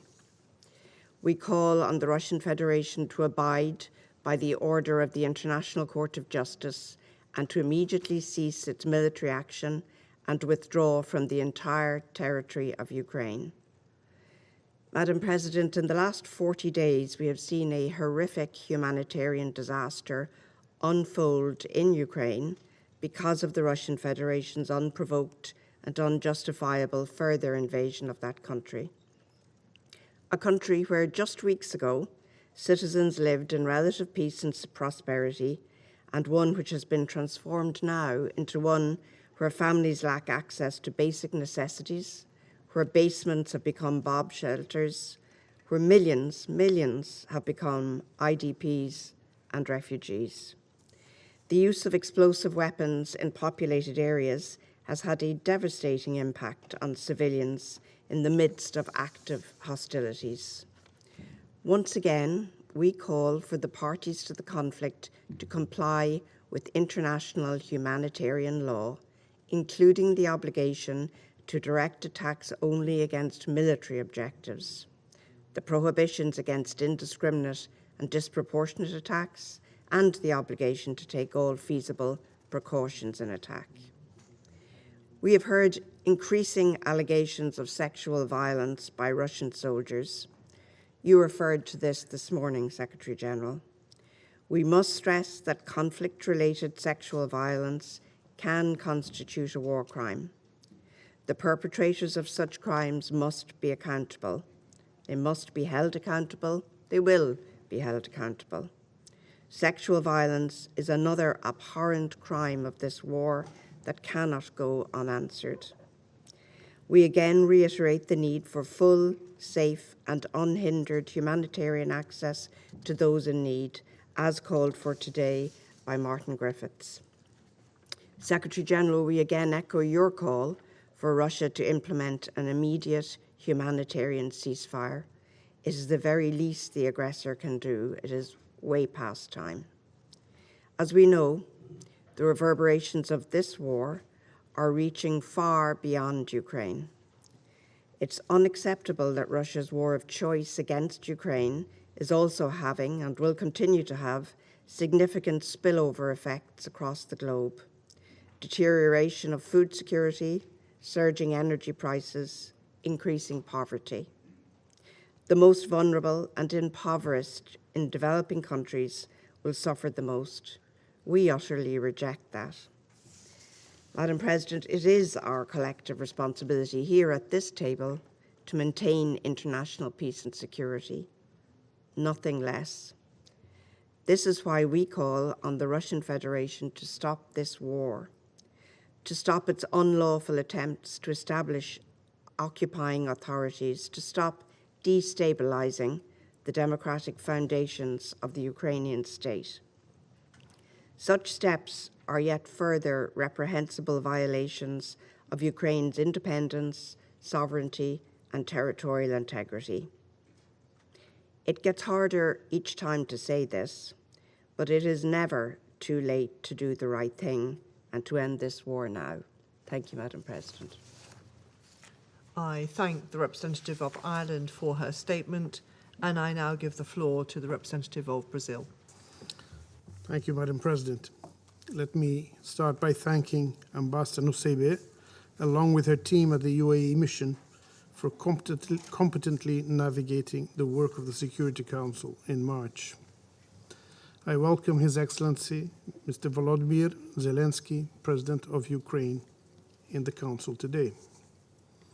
I would like to thank the Secretary General, Antonio Guterres, Under Secretary General for Political Affairs, Rosemary DiCarlo, and Under Secretary General for Humanitarian Affairs, Martin Griffiths, for their updated presentations about the situation in Ukraine. Madam President, as we enter into the 6th week of hostilities in the Ukrainian territory, we continue to witness appalling images of human suffering. The recent reports of acts of violence against civilians in Bucha, Irpin, Kharkiv, Donetsk, and other places affected by the conflict are extremely worrying, according to the statement by the ICRC. We call for a really independent and thorough investigation of all reported violations with the full cooperation of both parties to the conflict, without prejudging any conclusions, and underscore the need for perpetrators to be held accountable. The international community is witnessing for too long appalling scenes of destruction of once peaceful cities, with shocking images from the conflict and the desperation of thousands of civilians trapped in the battlefield, with no food, no water, and no electricity. Once again, we renew our pleas for a broad, effective, and immediate cessation of hostilities in Ukraine. Only after the silence of the guns and the withdrawal of troops are achieved will it be possible to halt the immense costs of human suffering this conflict has brought. Madam President, the General Assembly has recently adopted a resolution on the humanitarian situation in Ukraine. As we said on that occasion, the General Assembly could not become a bystander of the shocking consequences of the conflict. And, as we added last week in this chamber, neither can the Security Council. As the main UN organ with primary responsibility for the maintenance of international peace and security, the Security Council has the mandate and the responsibility to address this situation in an effective manner. Nevertheless, our assessment is that the Security Council is failing in its role to help in supporting efforts to foster a constructive dialogue between the parties, with the aim of brokering an effective peace settlement to this conflict. We deeply regret that the Security Council has not been able to speak with one voice throughout the crisis. Promoting compliance with international humanitarian law, protecting civilians, calling for peace. These are objectives that should unite rather than divide us. We should strive to create the conditions for, on the one hand, invigorating the political negotiations, and, on the other, reaching an understanding on practical measures to minimize human suffering in Ukraine. Civilians wishing to flee the hostilities must be able to do so in safety, and those who decide to stay cannot become targets of attacks. In the same vein, parties must grant safe passage to relief consignments to those in need. Once again, Brazil reiterates the call for all parties to fully respect and ensure respect for international humanitarian law.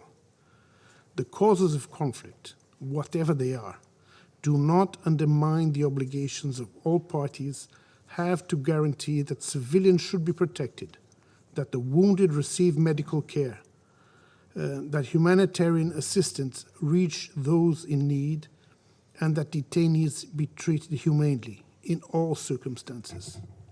There must be no politicization of humanitarian actions, nor selective application of international humanitarian law. Also, geopolitical objectives must not supersede the endeavor for peace, nor prolong the human suffering caused by war. Madam President, this conflict and its associated sanctions, apart from the enormous human suffering and devastation caused in Ukraine, is having spillover effects in the entire world, especially through increased prices of oil, gas, grains, and fertilizers, among others. Food insecurity has become an even greater threat to the world's poorest people, above all in developing countries. The longer this conflict persists, the higher the risk of further instability, hunger, and devastation in Ukraine and around the world. It is high time to return to the path of dialogue and diplomacy for a peaceful settlement of the conflict. We urgently need the cessation of hostilities. De-escalation of tensions and negotiations are the only way out of this conflict, not only for the countries directly involved, but also for the entire world. I thank you, Madam President. I thank the representative of Brazil for his remarks, and I now give the floor to the representative of Kenya. Thank you, Madam President. I congratulate you on assuming the presidency of the Security Council for April and assure you of my delegation's full support. I listened closely to the remarks by the Secretary General and his Undersecretaries General, Rosemary DiCarlo and Martin Griffiths, hoping to hear that our fears that the war in Ukraine has entered a new, more dangerous phase were exaggerated. Sadly, they offered no such comfort. Instead, we are left with the words of His Excellency Volodymyr Zelensky, the President of Ukraine, who has described the horrifying suffering of civilians in Bucha and other towns and neighborhoods in Ukraine. His account of the atrocities is in stark contrast to that of our colleague in the Security Council, the representative of the Russian Federation. But the fact that the truth in Bucha is contested is the surest sign that we stand on the precipice of more widespread abuses of human rights. In April 1994, even as genocide engulfed Rwanda, there were members of the Security Council contesting the horrifying truth that 1 million people were being murdered. We should stand warned that the inability of the Council to establish the facts and accordingly attribute responsibility may enable the risk of escalation into far worse crimes. Beyond the city of Bucha, Madam President, we're extremely worried about the safety of civilians who are trapped in other besieged cities and villages, such as Mariupol and Kherson. Our actions today should seek to prevent what we have witnessed happen in Bucha take place in Mariupol and Kherson.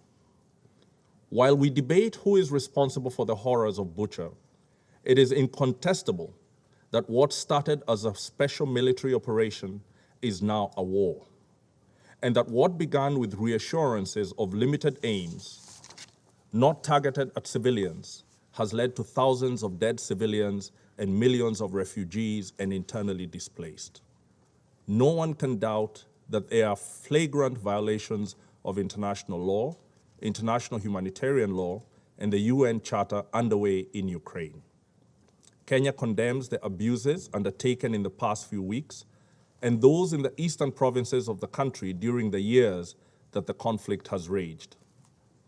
Madam President, the war in Ukraine is today's most dangerous threat to the maintenance of international peace and security. It is the latest assault by the most powerful states against the multilateral order. Their continued abuse of the Charter created growing cracks over the years in the global security order. Now the bottom has fallen out. Ukraine may now become a model for a new generation of disastrous wars on multiple continents. Millions of refugees are being created, and there will be many more as the economic effects of the war produce and intensify conflicts elsewhere. Accelerating food and energy prices are plunging millions into worse forms of poverty. The UN, as a forum for solutions to humanity's most pressing problems, is losing prestige and its historical standing. President Zelensky has left us with ideas for Security Council reform that we need to consider seriously. Things have fallen apart, and the center cannot hold under these assaults on our United Nations. We must reform. There are no easy solutions. Even a negotiation that is not properly structured to protect the people and sovereignty of Ukraine could be the prelude to a wider war. For now, we urge the following urgent steps, understanding their limits due to the continued inability of the Security Council to act decisively. We call for an impartial and prompt United Nations investigation into the atrocities against the civilians in Bucha and other towns in Ukraine. This calls for an immediate end of all hostilities to guarantee unfettered access by the investigating teams. We urge the conflicting parties to immediately make clear to their military personnel that they will be held to account on the basis of command or superior responsibility if they violate the international laws that regulate warfare. We commend Ukraine's neighbors for opening their borders to refugees of multiple nationalities from Ukraine. We continue to urge them to ensure that the thousands of affected Africans be treated in accordance with international humanitarian law and basic dignity. We commend OCHA and many other organizations and individuals who have come to the aid of the deserving people of Ukraine. In this regard, we welcome the third UN-organized humanitarian convoy that reached thousands of people in need in Sumy and other cities. We call for the urgent activation of safe passages with no restrictions and call for unimpeded humanitarian access to the many in need, particularly those in Mariupol, Kherson, and other besieged cities. We also urge the Security Council to reassure the world of its relevance by approaching the other conflicts with renewed vigor. The humanitarian crisis caused by conflict in Afghanistan, in Haiti, the Horn of Africa, the unfolding situation in the Korean Peninsula, Lebanon, Libya, Myanmar, Palestine and Israel, Syria, Yemen, and the Sahel deserve our urgent attention. We look forward to the Secretary General rallying the international community to deploy resources to cushion the most vulnerable from the effects of the conflict in Ukraine. We reiterate our call for the cessation of hostilities to allow humanitarian operations under clearly defined contact lines and humanitarian passages. Madam President, I finish by reaffirming Kenya's recognition of the inviolable rights of Ukraine to its sovereignty, territorial integrity, and political independence. I thank you. I thank the representative of Kenya for his statement, and I now give the floor to the representative of Mexico. Madam President, we wish you every success during your presidency this month. And we recognize and acknowledge the work of the United Arab Emirates in leading the work of the Security Council last month. We thank the Secretary General and Under-Secretaries General DiCarlo and Griffiths for their briefings. And we appreciate the participation of President Volodymyr Zelensky in this meeting of the Security Council. We have listened to him. We did so closely and with the respect due his office. We have also looked on with horror at the images shared with us. They are like the Guernica mural recreated with even more civilian victims. For the past 6 weeks, the world has been looking on in dismay at the devastating consequences of Russia's invasion of Ukraine. Through 2 General Assembly resolutions, the international community has taken a clear and strong stance by deploring that invasion and demanding an immediate cessation of hostilities and any attack against civilian populations or civilian infrastructure. And it has also pointed to the urgent need for secure and unfettered, swift humanitarian access. The International Court of Justice also ordered the immediate suspension of military operations on Ukrainian territory. It now falls to the United Nations to take action in as much as it is the guarantor of enforcement of the ICJ's decisions. All mechanisms for peaceful settlement of dispute established under international law must be geared towards achieving this common objective. Regrettably, hostilities continue and their impact on civilians is worsening, as are the humanitarian needs of the population, including the humanitarian needs of more and more urgent need of refugees and internally displaced persons. The flood of images of the streets of Bucha and other cities circulating in recent days have moved the world. We strongly condemn the atrocities captured in those images. There is absolutely nothing that can justify them. Protecting the civilian population is an undeniable responsibility borne by the international community. As the High Commissioner for Human Rights pointed out, gross international humanitarian and international human rights law violations compel us to consider the possibility that war crimes may indeed have been committed. Mexico stands strongly and resolutely by the Secretary General's statement calling for prompt, impartial investigations leading to the identification of perpetrators and effective accountability for them.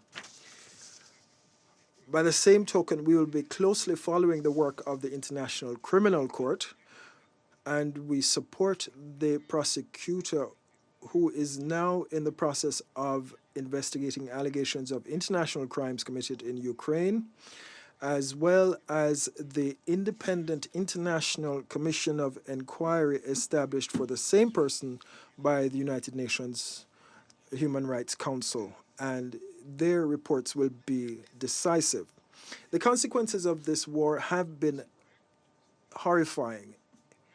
Its tragic impact will produce serious effects in the medium and long term, not only in the region, but throughout the rest of the world. As was clearly stated by the Executive Director of the World Food Programme, millions of people will pay themselves the toll in this conflict. Supplies of basic food items will run short in many regions where they are already insecure and fragile. Now, given all the difficulties that this implies and the urgency ensuing, the efforts of the international community to tackle the humanitarian tragedy are only temporary. The solution, as it has been said, is an immediate end to the hostilities and a political agreement that restores diplomatic negotiations. We are resolutely in support of Under-Secretary General Griffith's initiatives to broker humanitarian pauses to pave the way for smoother delivery of humanitarian assistance. Mexico appreciates and commends the work of all humanitarian actors involved in Ukraine, as well as the solidarity of neighboring countries that have received millions of refugees and the mediation efforts of various actors and countries. It is our hope that this Council will fulfill its responsibility to contribute effectively to putting an end to the war and restoring peace, and to do so in strict compliance with international law and international humanitarian law, and put an end to war and restore peace. Thank you. I thank the representative of Mexico for his statement, and I now give the floor to the representative of India.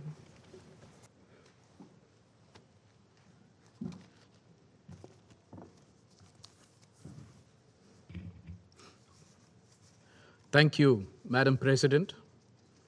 Let me begin by thanking Secretary General Antonio Guterres for his presence and remarks on the situation in Ukraine. I also thank USG Rosemary DiCarlo and USD Martin Griffiths for their respective briefings on the security and humanitarian situation. We thank the participation of His Excellency, the President of Ukraine, at today's meeting. I also take this opportunity to thank the United Arab Emirates and Ambassador Lana Nusaibah for their excellent presidency. Madam President, the situation in Ukraine has not shown any significant improvement since the Council last discussed the issue. The security situation has only deteriorated, as well as its humanitarian consequences. Recent reports of civilian killings in Bushehr are deeply disturbing. We unequivocally condemn these killings and support the call for an independent investigation. We hope the international community will continue to respond positively to the humanitarian needs. We support calls urging for guarantees of safe passage to deliver essential humanitarian and medical supplies. Keeping in view the dire humanitarian situation in Ukraine, India has been sending humanitarian supplies to Ukraine and its neighbors, which include medicines and other essential relief material. We stand ready to provide more medical supplies to Ukraine in the coming days. India continues to remain deeply concerned at the worsening situation and reiterates its call for immediate cessation of violence and end to hostilities. We have emphasized right from the beginning of the conflict the need to pursue the path of diplomacy and dialogue. When innocent human lives are at stake, diplomacy must prevail as the only viable option. In this context, we take note of the ongoing efforts, including the meetings held recently between the parties. The impact of the crisis is being felt beyond the region, with increasing food and energy costs, especially for many developing countries. It is in our collective interest to work constructively, both inside the United Nations and outside, towards seeking an early resolution to the conflict. Allow me to reiterate the importance of UN guiding principles of humanitarian assistance once again. Humanitarian action must always be guided by the principles of humanitarian assistance, which is humanity, neutrality, impartiality, and independence. These measures should never be politicized. We continue to emphasize to all member states of the UN that the global order is anchored on international law, UN Charter, and respect for territorial integrity and sovereignty of states. I thank you, Madam President. I thank the representative of India for his statement, and I now give the floor to the representative of China. Thank you, Madam President. Madam President, I first of all would like to congratulate you upon assuming the presidency of the Council for this month. At the same time, I would also like to thank Ambassador Nusseibeh as well as the UAE team for their outstanding work when UAE was the president of the Council during the month of March. Madam President, de-escalating tension in Ukraine and putting an early end to the fighting is the urgent expectation of the international community and the strong desire of China. We have many times emphasized that dialogue and negotiation is the only way out for opening a door of peace. Russia and Ukraine have already had many rounds of negotiations. We welcome the two sides to stick to the general direction of peace negotiations, overcome difficulties and differences, and continue to build conditions for a comprehensive settlement of the crisis. The international community should create favorable conditions and environment for negotiations between the two sides, open up space for political settlement, and should not set up roadblocks to increase resistance for peace, let alone add fuel to the fire to aggravate confrontations. Every effort should be made to prevent the escalation of the localized conflict. China attaches great importance to the humanitarian issue in Ukraine and supports all initiatives and measures conducive to alleviate the humanitarian crisis in Ukraine. As the current conflict continues, we call on the parties to abide by international humanitarian law, protect the safety of civilians and civilian facilities, minimize civilian casualties, and ensure safe and smooth evacuation and access of humanitarian corridors, as well as guarantee the basic rights of women, children, and wounded fighters. Humanitarian issues should not be politicized. The humanitarian needs of Ukraine and its neighboring countries are enormous. International humanitarian agencies should maintain neutral and impartial should maintain neutrality and impartiality, actively mobilize and coordinate more resources, and make unremitting efforts to save lives and protect civilians. China has provided and will continue to provide humanitarian assistance to Ukraine and its neighboring countries. Under international law, civilians should be spared of any forms of violence in armed conflict, and attacks against civilians are unacceptable and should not occur. The reports and images of civilian deaths in Bucha are very disturbing, and the relevant circumstances and specific causes of the incident must be verified and established. Any and all accusations should be based on facts. Before conclusions are drawn, parties should exercise restraint and avoid unfounded accusations. Madam President, as pointed out by Secretary General Guterres, the spillover effects of the Ukrainian crisis is having a major impact on the world and the developing countries in particular. This requires our great attention and our strengthened management. Sanctions are not an effective means to solve the problem, but will instead accelerate the spillover of the crisis and bring new and complex problems. Today, with the deep development of globalization and the closely linked community of mankind, the implementation of all-dimensional and indiscriminate sanctions is tantamount to politicizing, instrumentalizing, and weaponizing the world economy, triggering serious crises in the fields of global economy and trade, finance, energy, food, industrial chain, and supply chain, and endangering decades of development gains of the international community and making people of all countries pay a hefty price. The vast number of developing countries are not parties to the conflict and should not be involved in this confrontation, let alone be forced to bear the consequences of geopolitical conflicts and great power competition. The world's major economies should be responsible for managing the risk of crisis spillover and maintaining the stability of global markets and the momentum of the global economic recovery.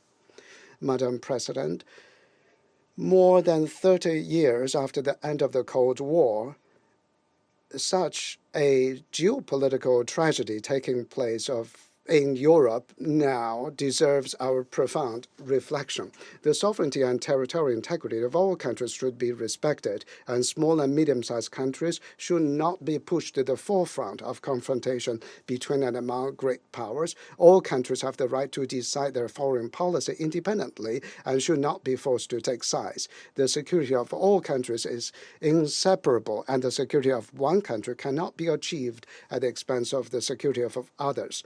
We call upon the United States, NATO, and the European Union to engage in comprehensive dialogues with Russia to face head-on their differences accumulated over the years, find solutions to the problem, and promote the building of a balanced, effective, and sustainable regional security framework. On the issue of Ukraine, China does not seek geopolitical self-interest. It is not our mindset to watch the situation indifferently from the sideline, let alone do anything to add fuel to the fire. There's only one goal we sincerely look forward to, and that is peace. China will continue to promote peace talks and play a constructive and responsible role in helping resolve the crisis in Ukraine. I thank you, Madam President. I thank the representative of China for his statement, and I now give the floor to the representative of France. Madame la Présidente. Madam President, I'd like to hail the participation of President Zelensky in this meeting, and through him I'd like to hail the courage and the spirit of resistance of the Ukrainian people. France stands by your side. I thank the Secretary General, the Undersecretary General for Political Affairs, and the Undersecretary General for Humanitarian Affairs for their statements. The war of aggression that Russia is conducting against Ukraine has, in the past few days, reached a new threshold of horror. The images of mass graves and of mass atrocities against civilians in towns in the north of Ukraine, in Bucha, Borodyanka, and Motin, have led to the condemnation and indignation around the world. We would like to express our wholehearted compassion for victims and our full solidarity with the Ukrainians, and we're still shocked by the horrific images that were shown in the video this morning. France condemns in the strongest terms the massive atrocities committed by the Russian forces. These atrocities could constitute war crimes, but also crimes against humanity. The disinformation tactics used by Russia to conceal its crimes unfortunately are no surprise to anyone. Once again, Moscow, to the disgrace of the murder of civilians and children, is adding the disgrace of lying and denial. Madam President, in the face of these horrific crimes, France urges not giving in to hatred and rather to take action along the following lines. First of all, we need to maintain the strongest possible pressure to compel the Russian authorities to put an end to a war that is compromising global security and well beyond Europe, including food security. France is fully engaged to contribute to this, in particular with its European partners in the framework of the French presidency of the European Council and the G7. It will continue its determined support to the Ukrainian authorities in all possible forms. Secondly, the crimes committed in Ukraine should not remain unpunished. Credible, independent inquiries should be conducted to allow national and international jurisdictions that have competence to judge the perpetrators of these atrocities. In particular, we call on Russia as well as Ukraine to fully cooperate with the International Criminal Court and with the Commission of Inquiry set up by the Human Rights Council. Madam President, Russia is pursuing methodically and with determination its war of Ukraine with its share of destruction and tragedy. We call for the respect of international humanitarian law. Civilians, including children and humanitarian personnel, must be protected. The same goes for civilian infrastructure, in particular hospitals and schools. We welcome the mobilization of the countries neighboring Ukraine, who are playing a major role in receiving refugees. The hospitality that they've demonstrated is a credit to Europe. The European Union has in particular mobilized a package of over 500 million euros of urgent support to the Ukraine, and the European Council that took place on the 24th and 25th of March also is planning to set up a trust fund of solidarity for the Ukraine. France has also contributed 100 million of humanitarian assistance. We support the efforts of the Secretary General and Martin Griffith to achieve a humanitarian ceasefire, to allow the evacuation of civilians from besieged cities, and to ensure access of humanitarian assistance. All efforts should be made in order to achieve a cessation of hostilities. This is an initial stage towards a lasting solution to the conflict, and it's necessary for the credibility of the Russian involvement in negotiations. France is determined to continue to contribute to efforts of peace, in particular by supporting Ukrainian authorities in seeking a political solution once the ceasefire is achieved, as well as by maintaining channels of dialogue with Russia. Madam President, as the French Minister of Europe and Foreign Affairs recalled on the 3rd of April, France is fully engaged in putting an end to this war of aggression, of which the human cost and humanitarian impact is increasing by the day. In the face of the horror of the Russian aggression, France reaffirms its solidarity and support with the Ukraine and Ukrainian people. We also call on the Russian people, who are also victims in this war, to continue to find ways of expressing their opposition to this conflict, in spite of the repression. This is necessary to break the logic of hatred in which Vladimir Putin wants to imprison both Ukrainians and Russians. Thank you very much. I thank the representative of France for her statement, and I now give the floor to the representative of Norway. Thank you, President. I thank the briefers for their valuable inputs. Norway also expressed its utmost support to you, Secretary General, to make full use of your good offices in search for a peaceful solution. I want to thank President Zelensky, through you, Ambassador, for his strong testimony this morning and for the heroic fight the President, the Ukrainian government, and the Ukrainian people are engaged in for your country and for the peace and freedom of us all. We are with you and we support you. As we heard from President Zelensky and have seen this weekend, the need for peace could not be more urgent. For more than 40 days and nights, attacks from Russia have continued to batter the Ukrainian people and their cities, causing death and destruction.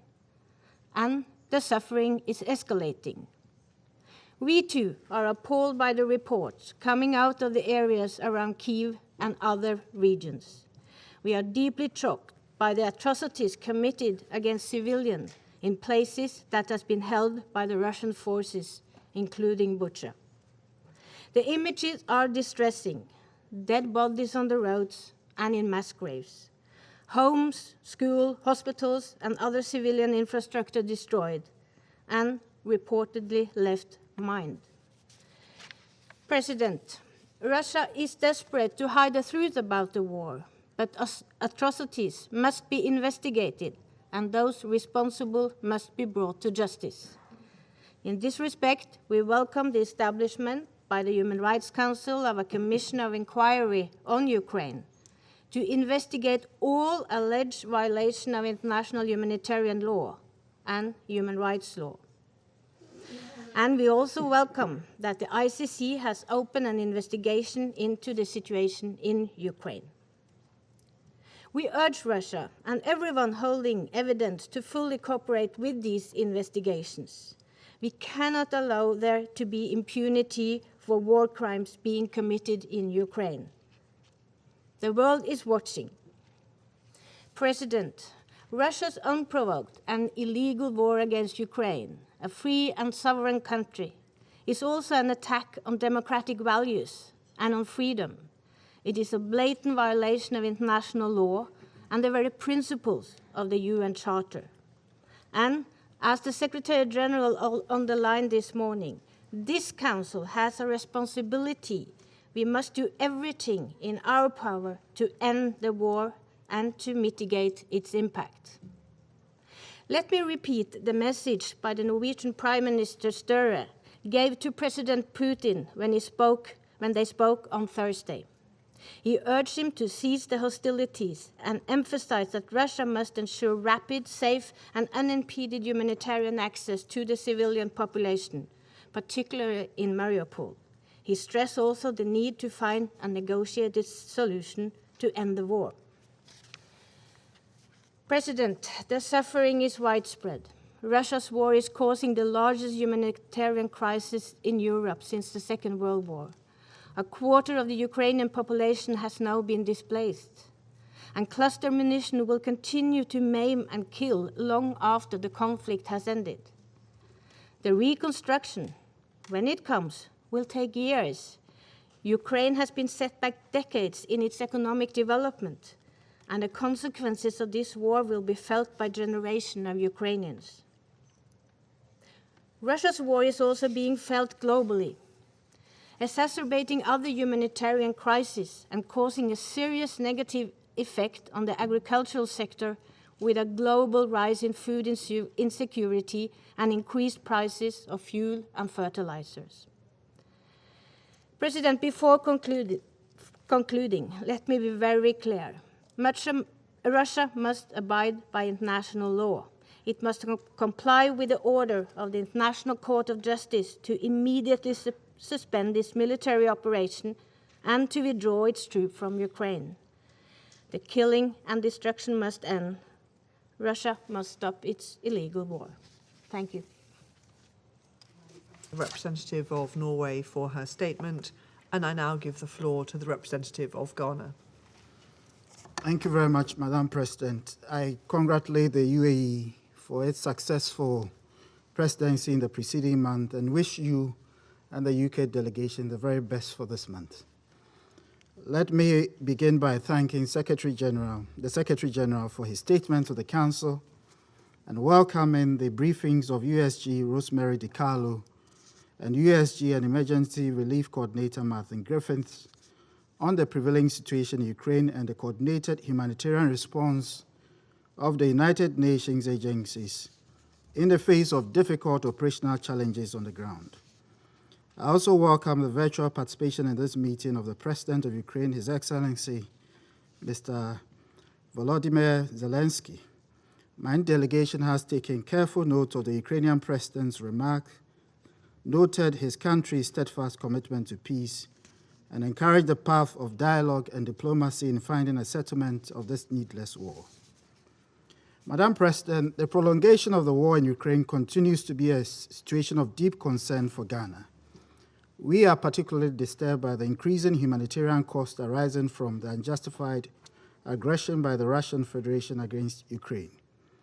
We have observed with pain the unbridled bombardment of civilian populated areas as well as civilian and other critical infrastructure without regard to the customary norms of international law and the principles of international humanitarian law relating to armed conflict.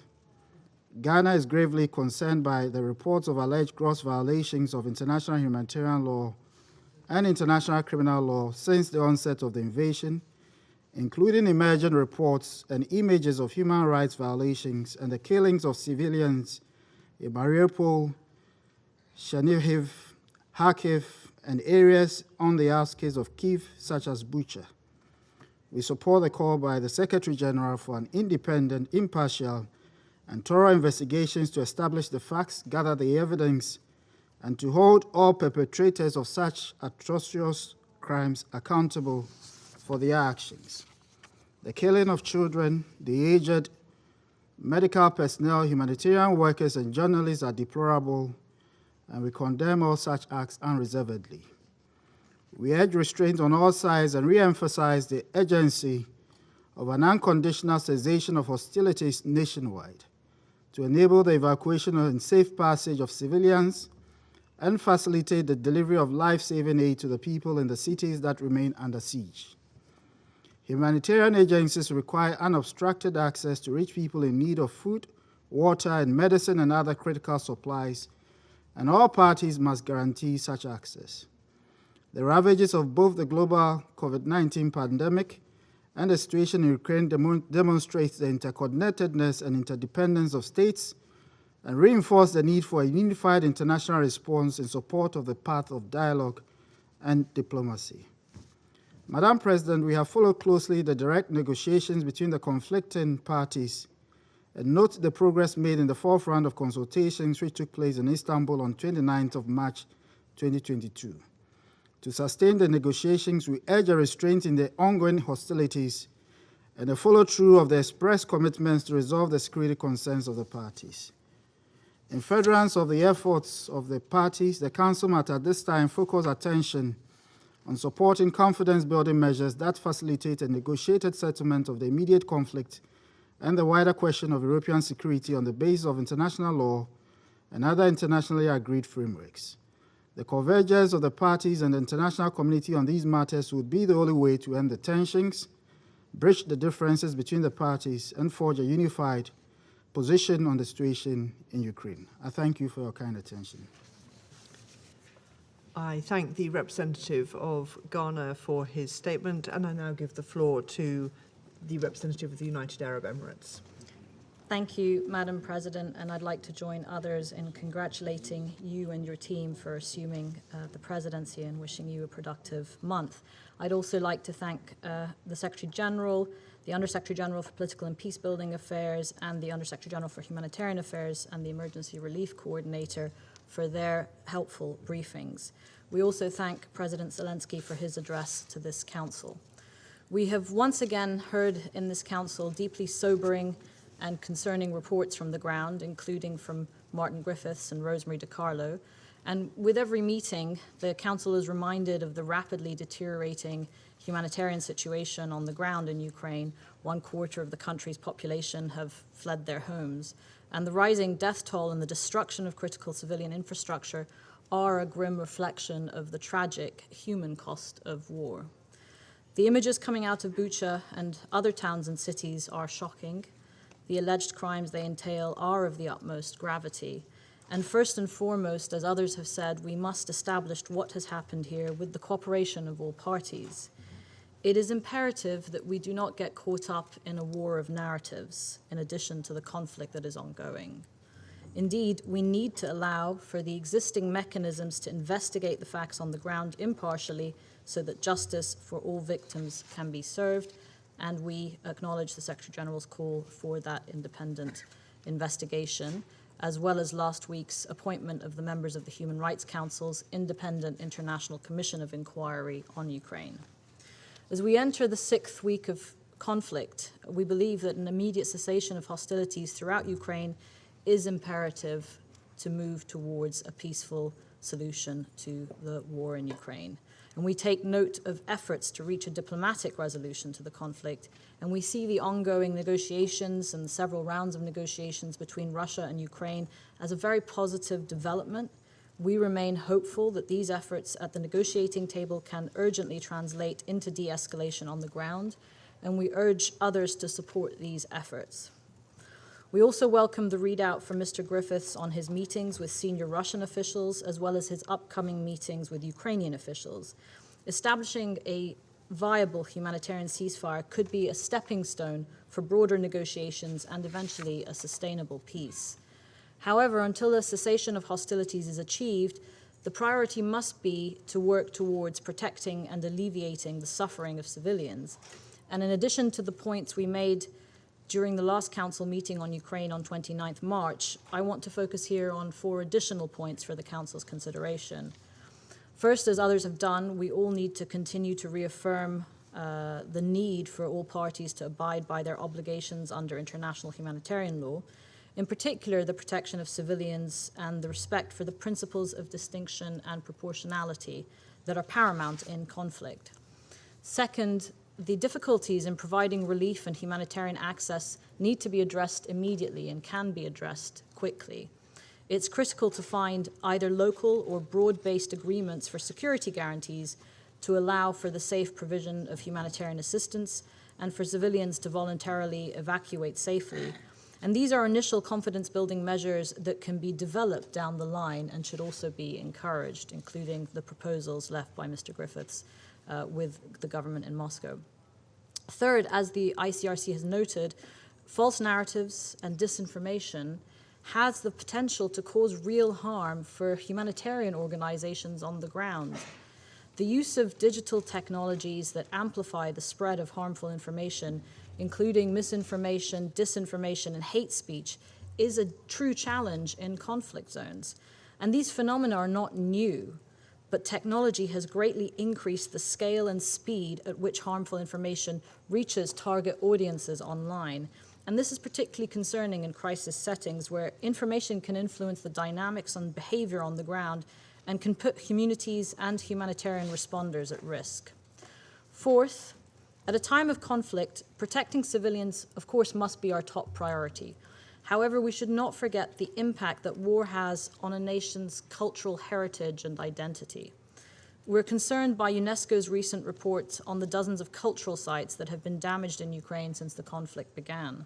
We know from our experience in the Middle East that protection of cultural sites is critical to rebuilding peace. And in moments of violence and turmoil, cultural sites are essential cornerstones for collective memory and a foundation for future reconciliation.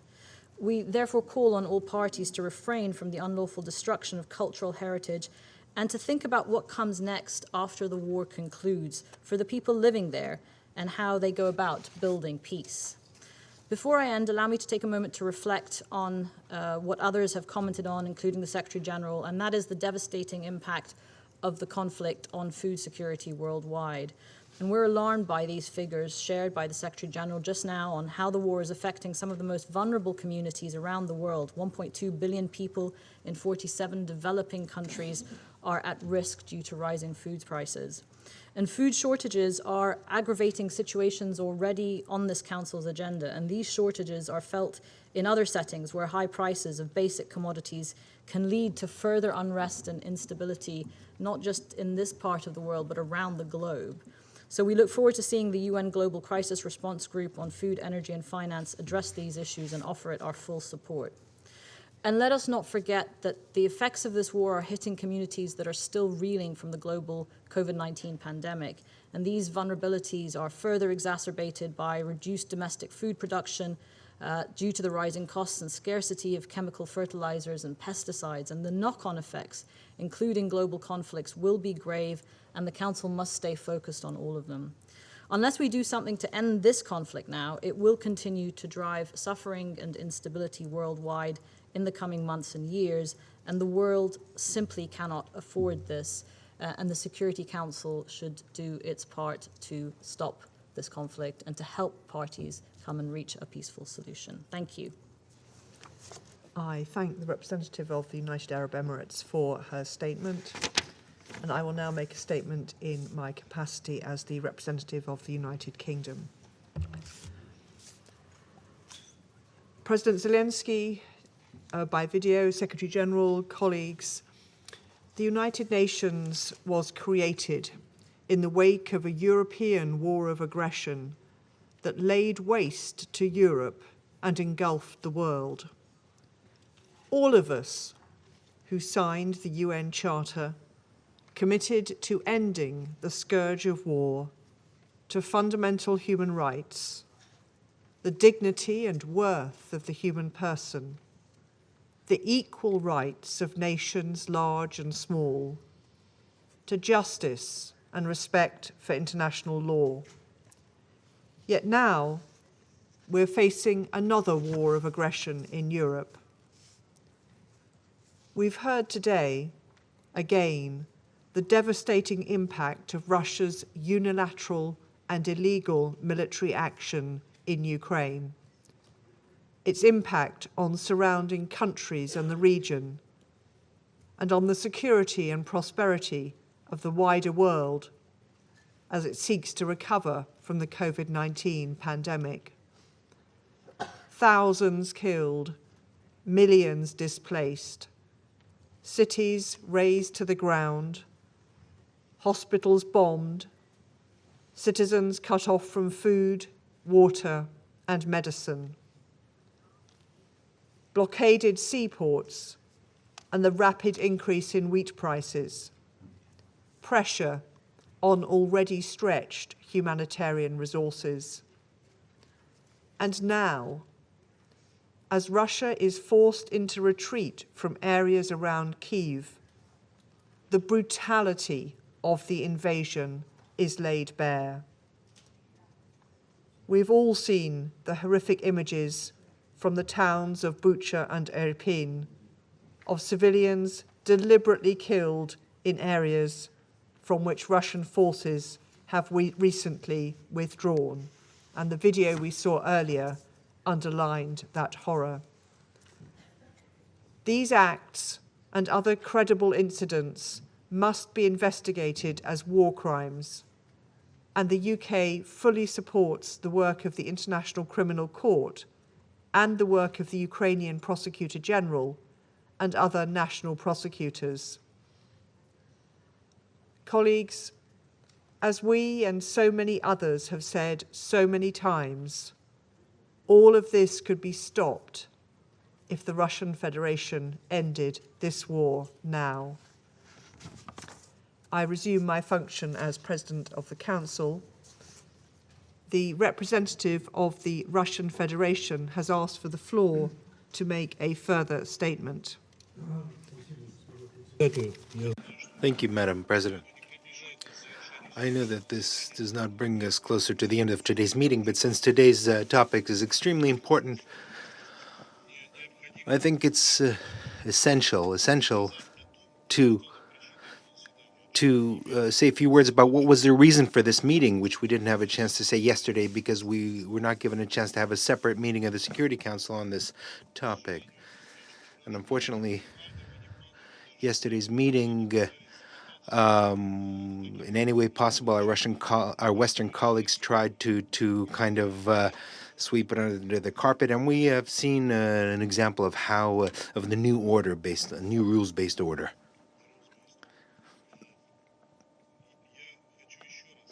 I would like to once again focus on the events in Bucha, which became the premise for conducting today's meeting and has led to some far-reaching conclusions that many of you have already made.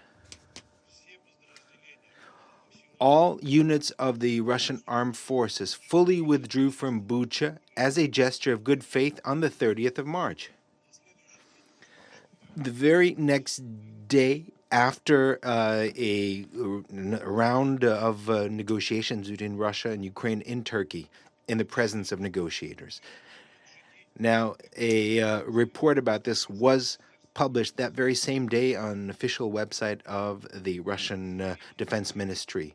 During the time that the town was under the control of the Russian armed forces, not a single civilian suffered from any kind of violence.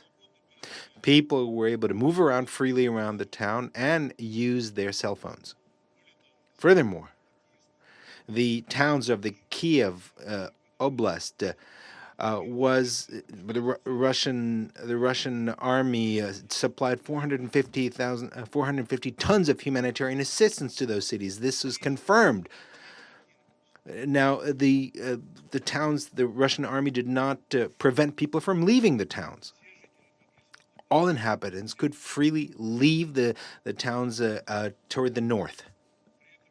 At the same time, the southern areas of Bucha, including residential areas, were shelled round the clock by Ukrainian forces from using heavy caliber weapons, tanks, and mortars. Already after the withdrawal of the Russian forces, the mayor of Bucha, Anatoly Fedoruk, in his video statement on the 31st of March, presented this as a heroic liberation of the city by the Ukrainian armed forces.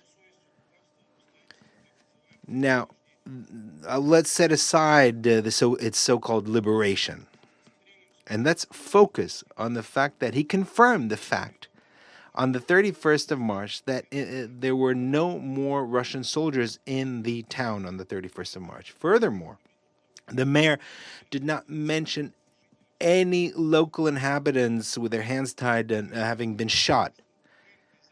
I mean, could you believe that the mayor would not have noticed on the streets, as reported, of 280 corpses?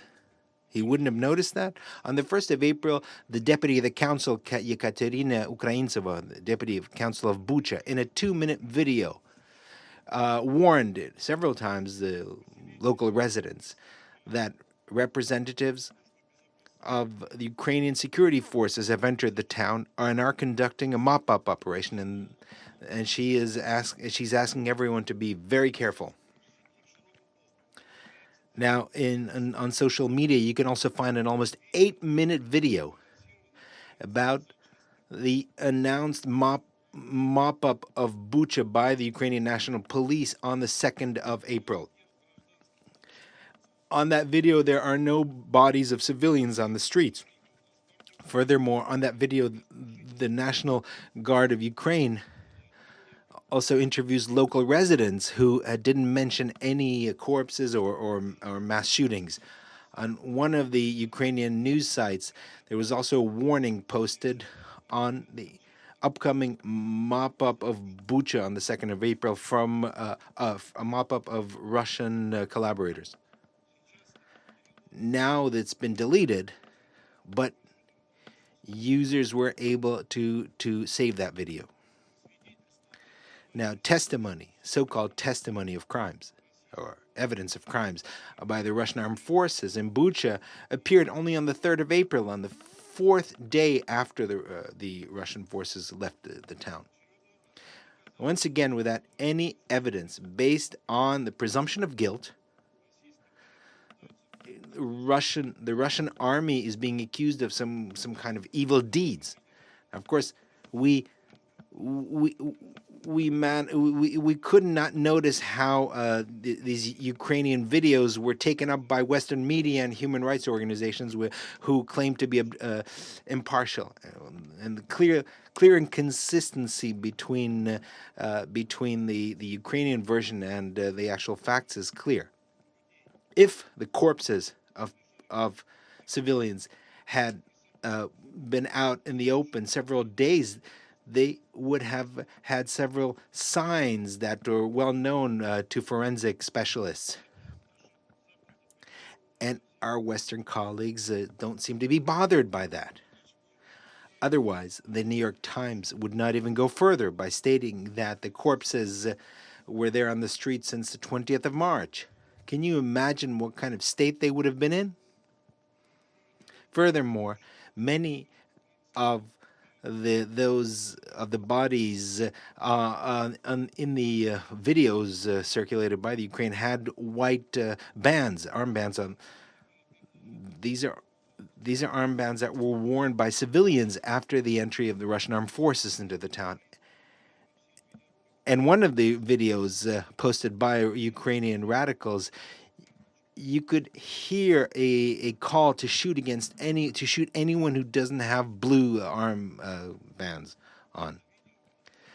That video during the mop-up of Bucha was posted by a member of the territorial defense battalion to whom the Ukrainian authorities handed out weapons. Furthermore, the member of the city council of Bucha, who I mentioned, Yekaterina Ukraintseva, stated on the website Meduza that she did not see the Russian forces execute any civilians. In the same interview, she confirms that it's Ukrainian armed forces that are guilty of most of the violations. Of course, these are details that have not been mentioned in the presentations of our Western and Ukrainian colleagues. However, Ukrainian President Zelensky is already claiming that all these staged events in Bucha have give the Ukrainians the right for an uncivilized response. Well, we can just imagine what that is, based on how Ukrainian radicals behaved in the east of Ukraine. Many testimonials of their crimes are shocking. Unfortunately, Ukrainian experts on disinformation and staging do not intend to stop there. As the Ministry of Defense claimed, based on confirmed information in the evening of the 4th of April in the town of Moshun, 23 kilometers to the northwest of Kiev, troops from the 72nd Ukrainian Main Center of Psychological Operations conducted another staged video of so-called killing by Russian troops of civilians for future circulation by Western media. These kinds of activities have been carried out by in Suma and other towns. So in conclusion, I would like to address my Western colleagues. We understand very well that what you're doing by fueling anti-Russian hysteria every single day. So we are assuming that there will be further horrible provocations similar to the one in Bucha. New attempts to discredit Russian soldiers and to present them as murderers and rapists. I said once again that this is an incredibly low blow.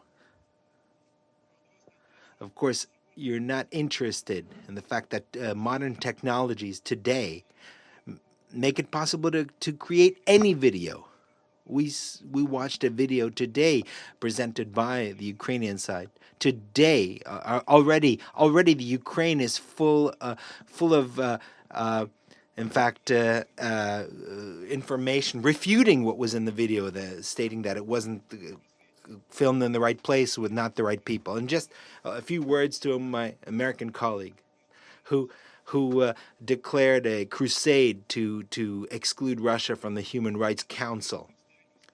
This is stated by the representative of a country who 3 years ago criticized the Council in the strongest, harshest terms, that it had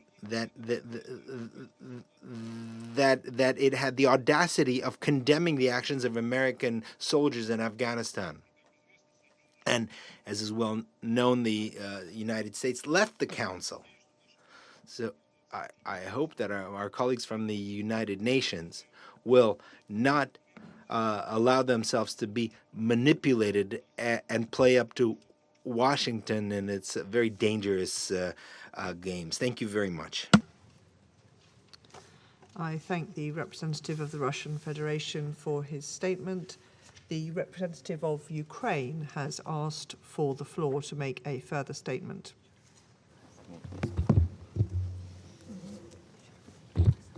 Well, thank you, Madam President.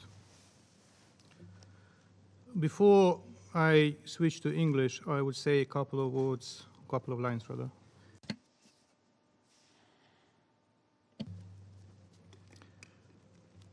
Мы уже привыкли. We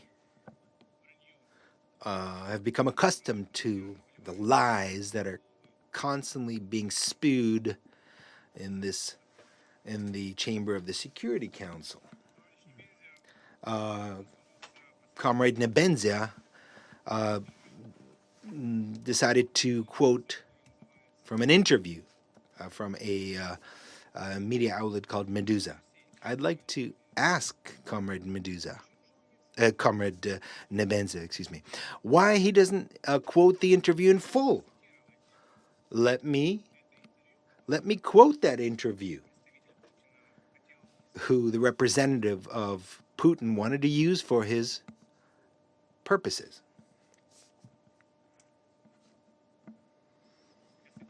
I'm quoting. These are the words of the woman who he mentioned, and I'm quoting. Sometimes Russian soldiers gave dry rations to the basement, and then after lowering these rations, they tossed grenades into the basement. You wanted to quote that interview. Why didn't you quote the whole interview?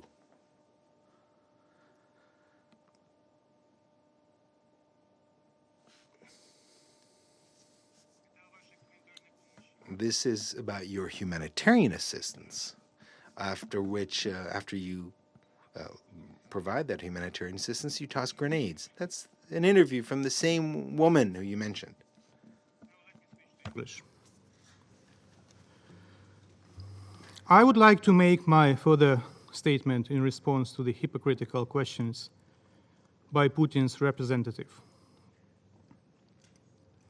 After the video we saw with the shocking images from Bucha, Irpin, Matizhin, and other sites, he should ask these very questions to himself. How have Russians got to the cruelty of Nazis? When have you started enjoying acting like Nazis? Killing civilians, attempting to redraw internationally recognized borders, setting the task to finally resolve the Ukrainian issue, like Hitler attempted to resolve the Jewish issue. When did you miss the point of Russia's turning into the Nazi-style cancerous tumor? Unable and unwilling to stop expanding and bringing to neighboring nations sufferings, destruction, pain, and death. I'm appalled over your cynical and outright lie that you don't hit civilian targets, and that is why you're moving so slowly. You hit the civilian targets and you kill the civilians. Shall I quote your own words of yesterday in the press conference that you gave here in the headquarters? where you said that civilians are killed by your army. Or shall I not? Shall I play the video? You said it is a war. Civilians are killed in the war. It's a warfare, you said. Or perhaps in your mindset, a children's hospital in Mykolaiv, destroyed by the Russian strike yesterday, was a military target. And perhaps a child killed as a result of the strike was a Ukrainian nationalist. The only truth you've said is that you are not moving as planned. And the only reason is the resistance of the Ukrainian army and the Ukrainian people, not your smart military planning.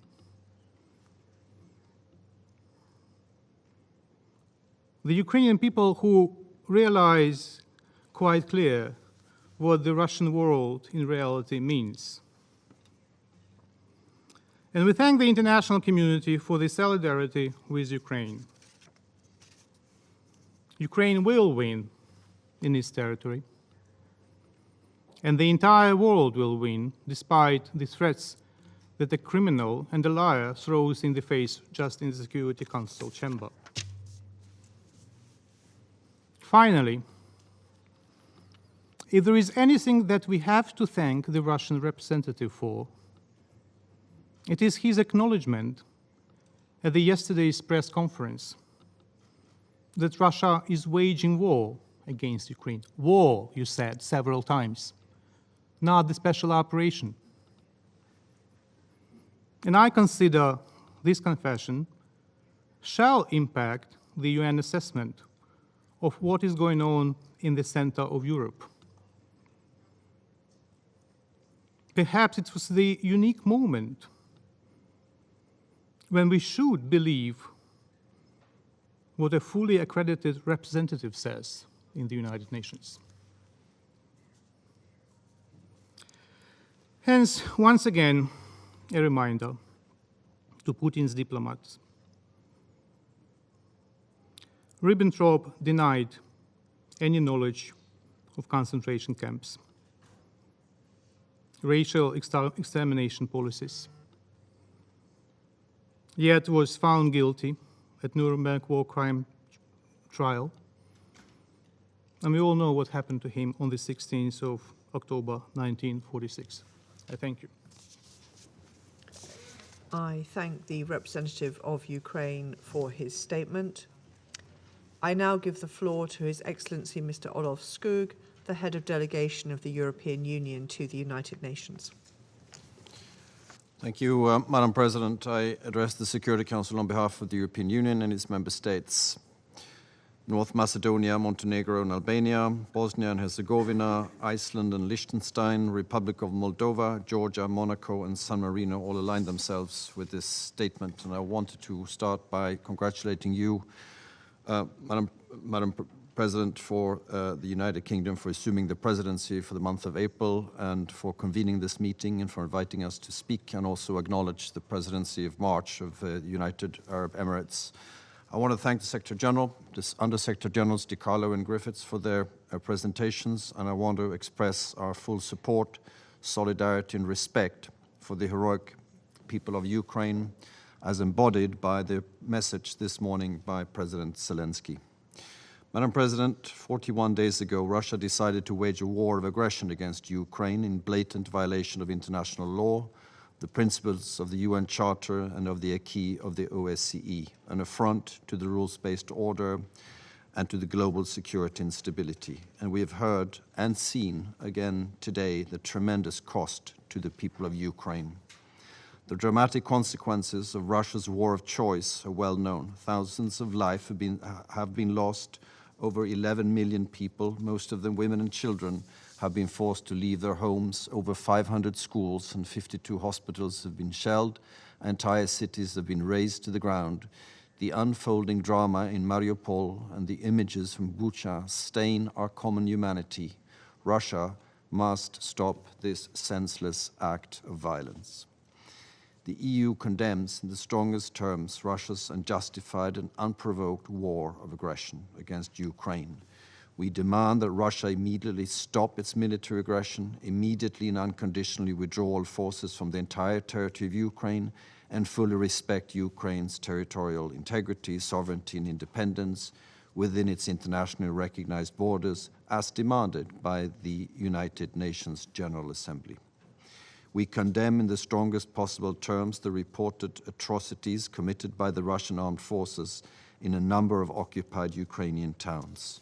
Haunting images of massacres with large numbers of civilian deaths and casualties, as well as destruction of civilian infrastructure, show the true face of Russia's brutal war of aggression. These massacres will be inscribed in the list of atrocities committed by Russia on European soil. The Russian authorities are responsible for these crimes committed while they had effective control of the area. They are subject to the international law of occupation. Russia is directing attacks against the civilian population and is targeting civilian objects, including hospitals, medical facilities, schools, and shelters. These war crimes must stop immediately. Those responsible will be held to account in accordance with international law. We welcome the International Court of Justice's provisional measures ordering Russia to suspend military operations immediately. We fully support the investigation launched by the prosecutor of the International Criminal Court into war crimes and crimes against humanity, as well as the work of the Independent Commission of Inquiry. The EU is assisting the Ukrainian Prosecutor General and civil society in the collection and preservation of evidence of the war crimes. It is clear there must be and there will be accountability. The EU and its member states are providing shelter for the more than 4 million refugees that fled Russia's violence. They do so regardless of nationality, ethnicity, religion, or race. We have adopted sanctions against the Russian government, its financial and defense sectors, and those individuals enabling and financing the aggression. We have committed significant funding to the UN humanitarian flash appeal and regional refugee response plans for Ukraine. So far, the EU and its member states have mobilized over 1.1 billion euros in emergency aid. This comes on top of the 2.4 million euros in humanitarian emergency and early recovery assistance the EU and its member states have provided to Ukraine since 2014. In the largest ever operation under the EU Civil Protection Mechanism, 29 countries, all EU member states together with Norway and Turkey, have responded to the request for assistance from Ukraine. As of 4th of April, over 13,000 tons of medicines, hospital equipment, ambulances and firefighting equipment, food and energy supplies have arrived in Ukraine. European leaders have set up a Ukraine Solidarity Trust Fund to channel support to post-war reconstruction. And at the pledging event on 9th of April with Canada, we will further showcase that we stand in words and deeds with the courageous people of Ukraine. Madam President, after the Security Council was unable to take action, the General Assembly demonstrated once again less than 2 weeks ago the overwhelming international rejection of the Russian aggression and an overwhelming support to addressing the humanitarian crisis in Ukraine. The international community demanded safe and unhindered passage for civilians fleeing violence, as well as humanitarian access to those in need. International humanitarian law must be respected. The dramatic consequences of Russia's war against Ukraine are not limited to Europe. They are global. Ukrainian farmers are prevented from sowing as a result of Russian shelling. Ships filled with wheat are blocked in Black Sea ports by Russian military forces. As a result, food prices have rocketed, pushing people into poverty and threatening to destabilize entire regions. The poorest countries, as we've heard, are the most vulnerable to shocks in food prices. All this is a direct result of the war, despite Russia's cynical attempts to shift the blame. Madam President, the EU and its member states are fully mobilized to end the war in line with international law and the UN Charter. But at the same time, crises the world over need our urgent attention. The EU will continue to provide humanitarian and development support to our partner countries from North Africa to the Middle East and from Sub-Saharan Africa to Asia. We are scaling up our multilateral action to provide support to countries with acute food insecurity and are committed to keeping global trade routes open so agricultural staples can feed the world. The EU has pledged 2.5 billion euros for international cooperation related to nutrition for the period 2021 to 2024. We also fully support the work of the UN to deliver and scaling up humanitarian assistance, protect refugees, and work towards a ceasefire. With a particular focus on food security, we will contribute to the work of the Global Crisis Response Group to deal with the global social and economic effects of the war. We heard your recommendations this morning, Secretary General, and we have already launched a strategy for safeguarding food security and reinforcing the resilience of food systems backed by increased assistance. Madam President, once again, we call on Russia to cease the destruction of innocent life across Ukraine and immediately and unconditionally withdraw all its troops. We call for an immediate ceasefire, safe passage to civilians trapped in war zones, and uninterrupted humanitarian access. We stand in solidarity with the people of Ukraine and all other people affected by the war of Russian aggression. We stand in support of Ukraine's sovereignty and territorial integrity, and we will continue to work diligently with the UN and our partners to end this aggression and address the humanitarian needs. I thank you, Madam President. I thank His Excellency Mr. Skog for his statement.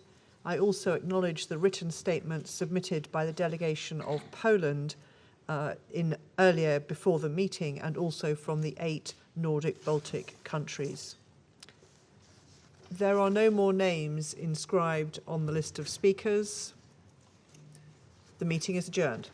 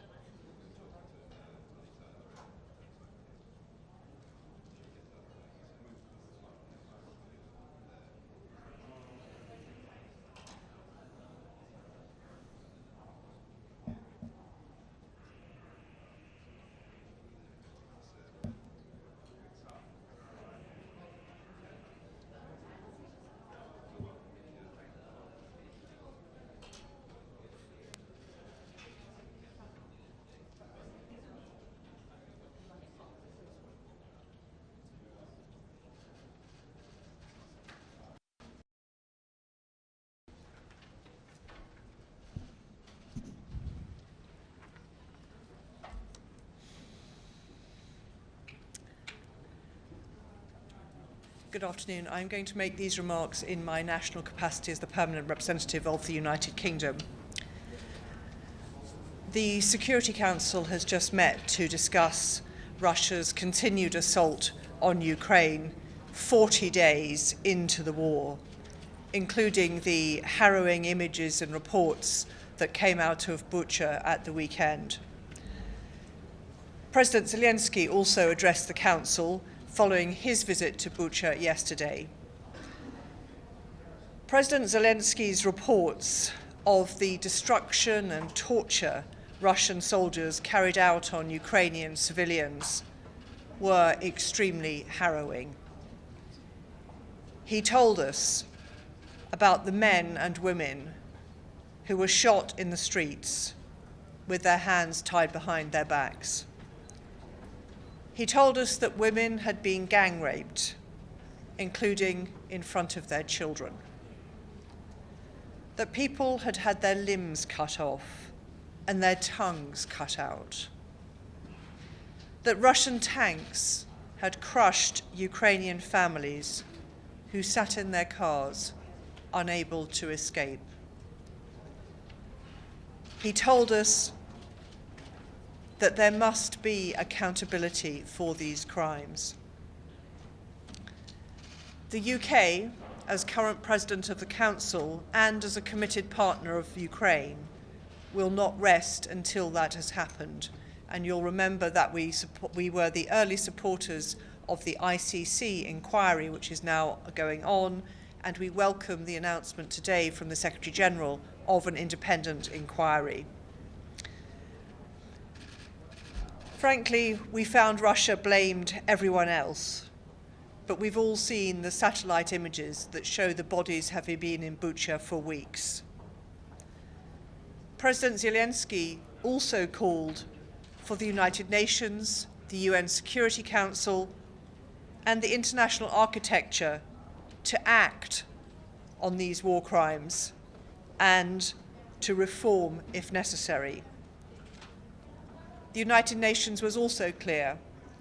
11.3 million people have now been displaced. So we do need to investigate these crimes. And in his remarks, the Secretary-General set out the global consequences: rising food prices, more than 50 developing countries with more than 1.2 billion people affected by the ripple effects of this war. We need to silence the guns. We're all clear about that. Thank you. President Zelensky, do you agree with him on the statement when he said that there is Security Council, but there is no peace in the world? And he even asked to remove Russia from the Security Council or to reconsider the mechanism of how the United Nations and Security Council works. Do you agree with this statement? I think it's true that the Security Council was set up to protect peace and security in the world, and in the light of Russia's veto, we have been very restricted in our ability to act. I think it's very welcome that we've seen the General Assembly act so decisively, both to condemn Russia's invasion of Ukraine and also to call for humanitarian support.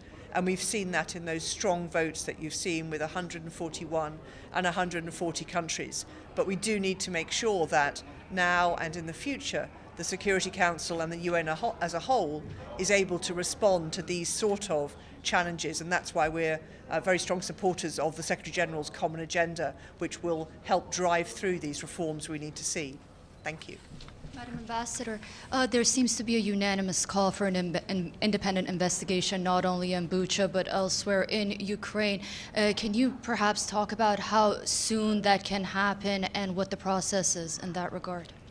Well, the Secretary-General announced today that he had asked for an independent inquiry, but we know that Karim Khan, the prosecutor of the International Criminal Court, is already in Ukraine, and his team is already in the business of collecting evidence, and that's a very sophisticated and important part of this. So we very much welcome those developments.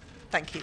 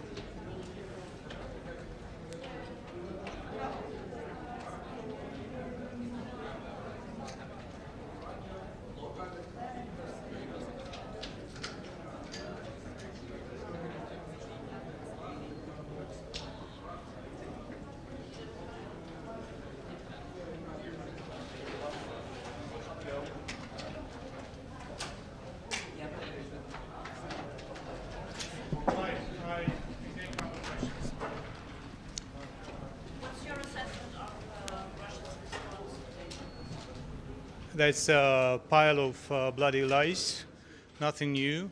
That's a clear desire to twist the situation and the reality. And as my president said on several occasions, we are for the full independent investigation.